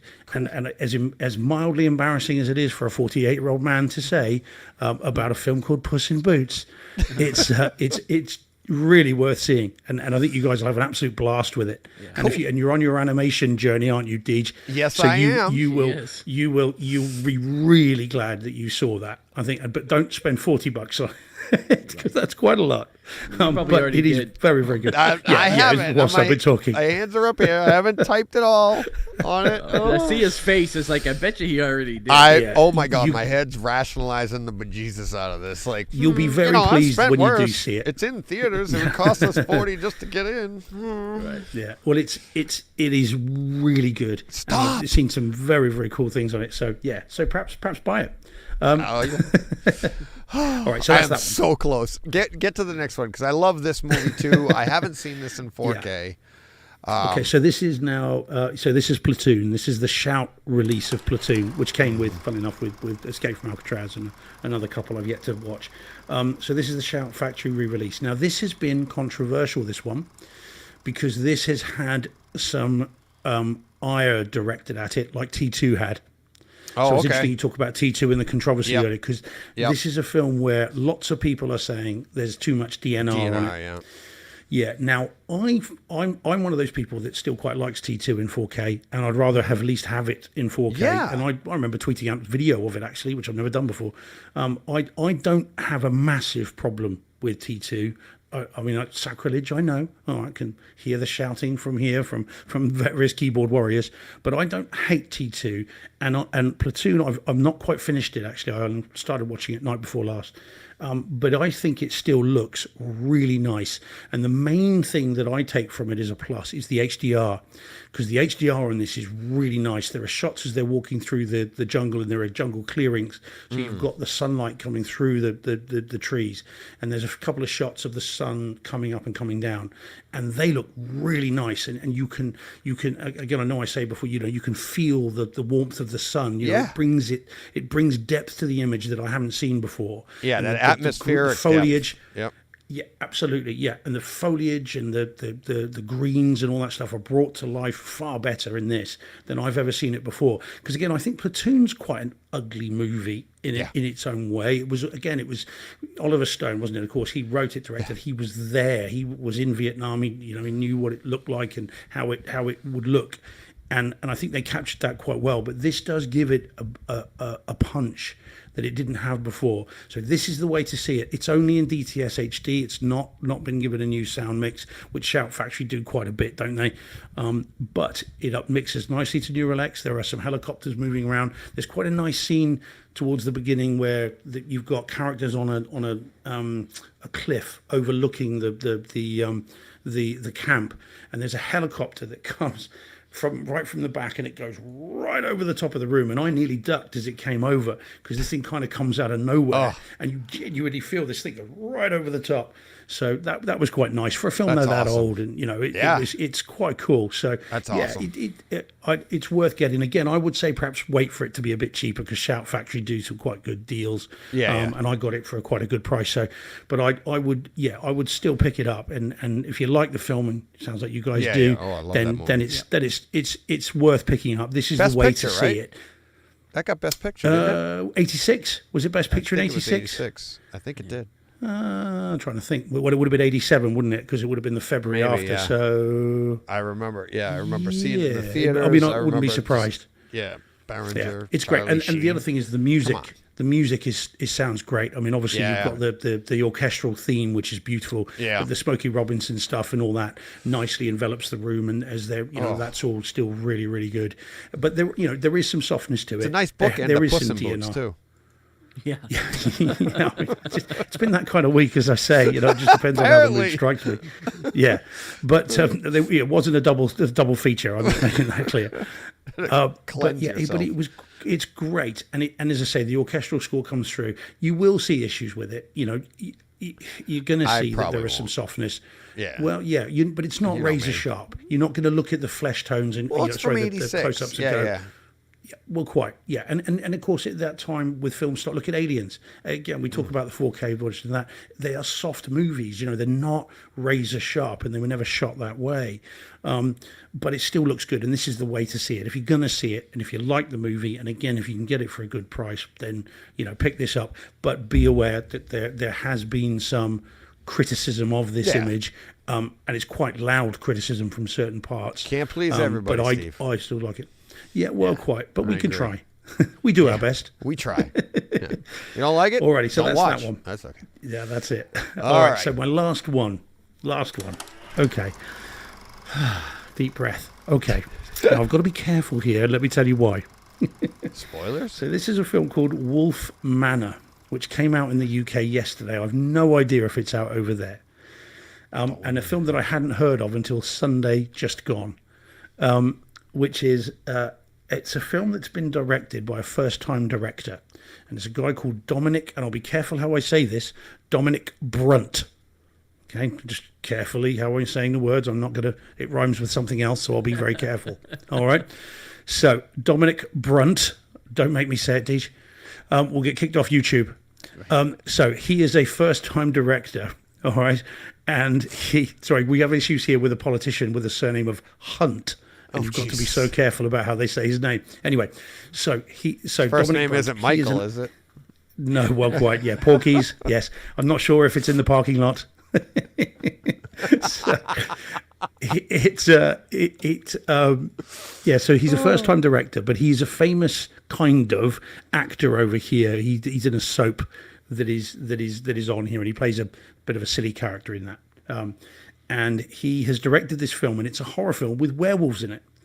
And he tweeted out over the weekend, my first film's out tomorrow, give it a go. And I watched the trailer. The trailer looks quite good. Yeah, as I say, it's called Wolf Manor. And the trailer looks quite good. It's quite American Werewolf in London-ish. I'm thinking, okay, fine. But I'm not going to buy it because it was only on DVD, and I do not buy DVDs.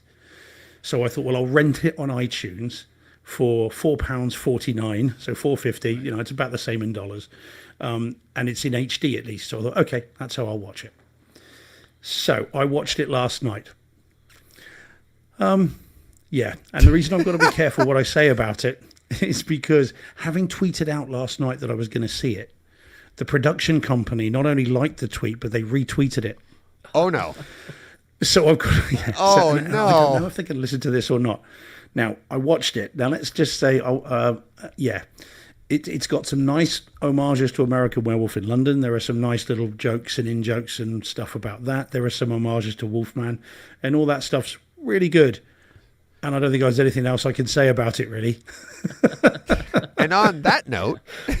yeah, exactly. Oh, that. wow. But, you know, that's too bad. And that from it is. you that could, I mean, geez. You love horror movies. You love and werewolf stuff, but then I didn't like Werewolf by Night. So, you know, I didn't mind that's that. the thing. I know. Well, you guys were talking about it, weren't you? You were talking about it last week and saying how much you guys enjoyed it. But I need to. Yeah. So maybe I'm a bit too critical when it comes to werewolf stuff. Is that an English word? I'm trying to be nice. I'm trying to bright side this. It sounded like Steve on a record backwards. Exactly. So that's perhaps not one to try. You know, and again, you two don't. Whatever you do. I looked it up on Blu-ray.com, and there was nothing. I looked on iTunes under that segment, digital, Blu-ray, 4K. Hey guys, I need to step out for 1 minute. I'll be right back. Okay, we'll finish up. Yeah, no problem. Let me put it on to movies. I saw your tweet about it. Wolf Manor. Yeah. Wolf. It may not have come out there yet. I mean, frankly, it may not come out there at all. Yeah, doesn't pop up. No, at it's all. very, very British, and as I said, unfortunately, that's okay. You know, but I don't. What I didn't want to do is, you know, what I'm like when I've seen a film, I tend to put up a tweet saying, "Oh, I've just seen, you know, this, that, and the other." But I didn't because he had tweeted out about this, and he's only got about 10,000 followers, which isn't a lot for an actor of his stature. And I thought if I put out something lambasting this film, he may see it, and that's not cool. And I didn't.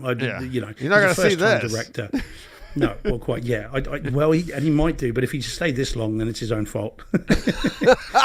And I'm not being mean about it as much as I might sense it, but I'm not going to be. And as I said, I thought it was not cool to go onto Twitter and then lambast it, and then the production company having retweeted that I saw it, then saying, "Well, now what do we do?"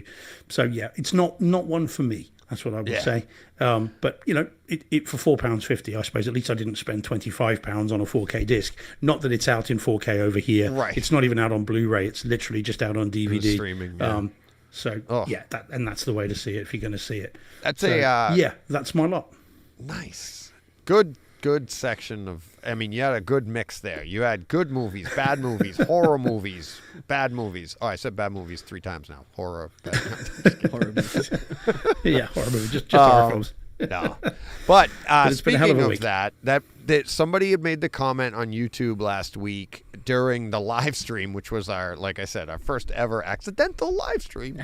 And now we're doing it again on purpose. Now we're doing it on purpose. But if you're watching this and there are no timestamps, I will add the timestamps. Oh, yeah. But somebody had commented, like, it's a 3-hour show, and you're like, I need timestamps. And I'm like, I understand, and I need to get those timestamps for you, and I will. But when it's live, I don't know when these things are going to drop, so I can't give timestamps. Yep. So as soon as I produce the show, which won't be tonight, it'll probably be tomorrow or some other time. But in the future, it's like when the actual produced show will come out on Friday with all the correct timestamps. As soon as I'm done producing the show, I actually add the timestamps to the live stream so that, you know, and which is funny, I have to do the little math. I think last week we did 20-something movies, and I had a timestamp each movie. And then when I go, we were so lucky because there's a segment at the beginning that got cut off, like our green room last week. It was actually, I think it was exactly 20 minutes. I was so the math. I took it off. I'm like 20 minutes. So all the timestamps I just had to adjust by exactly 20 minutes. 20 minutes. So it was so easy to go through and do. But or I should say I had to add 20 minutes on it because when I'm done producing it, there are your stamps. So I know we're at the end of the show here, but just to let everybody know, thank you if you've been sticking around this long live. But if you're here, even with the time, there will be timestamps there. I try to get them in as soon as I can. So I know it's a long show, and I appreciate people. I love that people want to jump and bounce around to the different topics that we talk about. That's great. To listen for 5 minutes, listen for 3 hours. I appreciate it all. And maybe you'll get a Coke. Right, John? That's right. That's a little inside joke from a long time ago. All right. Anything else, guys? That was good. No, I that's think it. so. No, Good. I'm all cheered up. Thanks, Steve. Awesome. Yeah, good. Yeah, man. That's what we wanted to do. That's the whole thing. Did you hear that in the green room, John? When we were talking? Oh, no. I don't even know if that made it to the green room. That might have been even before then. I'm just having not a very good day, and I'm like, ugh. But I knew sitting down with you guys would be awesome, and here I am. Let's see. Let's go through the chat here. We have Andy Summers, THX Cinema and My Cats.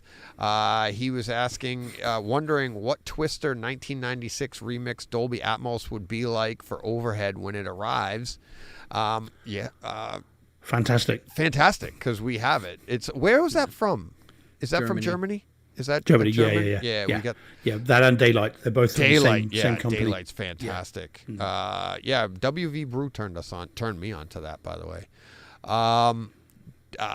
Double AA says, agree, Jack Ryan on a projector is a hit or miss. The video codec is not as good for Amazon as Apple is.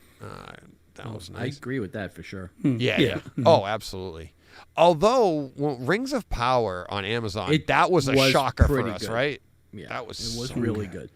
And I mean, Amazon has done some good stuff. Tomorrow War is great. Exactly. I mean, That's another one we mentioned. Yeah, outliers that are great. Yeah, but they seem to be more consistently lesser than the other. Like Apple's consistently good, whether you like the content, the story or not. If it's on Apple, you know the production quality's consistently top notch. Netflix, they're close, but they do so much stuff that not everything can be as good, right? But Amazon just seems to be, and HBO Max is getting up there. They used to be down, but they're doing pretty good. Some of their 4K stuff, Game of Thrones, even in 4K on there, the whole series is looking really good. I've compared it a little bit, and it looks really good, really, and it sounds good too. Not as good as physical, but Greg Bartley had one I saw a little while ago where it says, did you guys see Hans Zimmer on 60 Minutes? He says, guy is a genius. So No, I didn't. check that out if you can find that. Love and Thunder, you're making yourself sound old, DJ. I am old. So Mission accomplished. there you go. Yeah. Just telling it like guys, it is. I'm going to have to dip out fairly soon because it's now midnight here. That's so it. I was just going to wrap up from there. Thank you, Steve, for sticking around, as always, working late into the evening, talking, horror. Early into the morning. Early into the morning. Okay. Remember those days, John? I should be apologizing to my students who I'm teaching tomorrow afternoon because if they hear snoring, it'll be me. I feel bad for your students. Oh, they'll be all right. You give homework to us. Yeah, well, quite. Yeah. So, all right. Thank you, everybody, for watching. Thank you, everybody, for listening. Hit subscribe, do all that stuff. Buy us a box of popcorn. If you don't know what that is, go to the website, brightsidehometheater.com. You check out all that. 50% of all proceeds go to the charity of the month, which this month is the, what was it? It was for the Scholastic Sports Foundation. There you go. Did you pull it up, Steve, over there? No, I remembered it. Got a good memory. I know. Word. I like don't. the word. I've been reading about it for 3 days now, and I couldn't remember it. So I like the word scholastic. There we go. Back to the teaching. All right, let's get out of here. Thank you, everybody. We'll be back next week. I got a guest for next Tuesday, so take over Tuesday. Can't wait for that. So can't wait for you guys to hear that. Great conversation. And then the three of us will be sitting down live on Tuesday, and it'll come out again on Friday, as always. So thanks for everything. What do we got to do, John? Go push play. How do we say that, Steve? Te vas a empujar el botón jugar. That's why we make a great team. Yeah.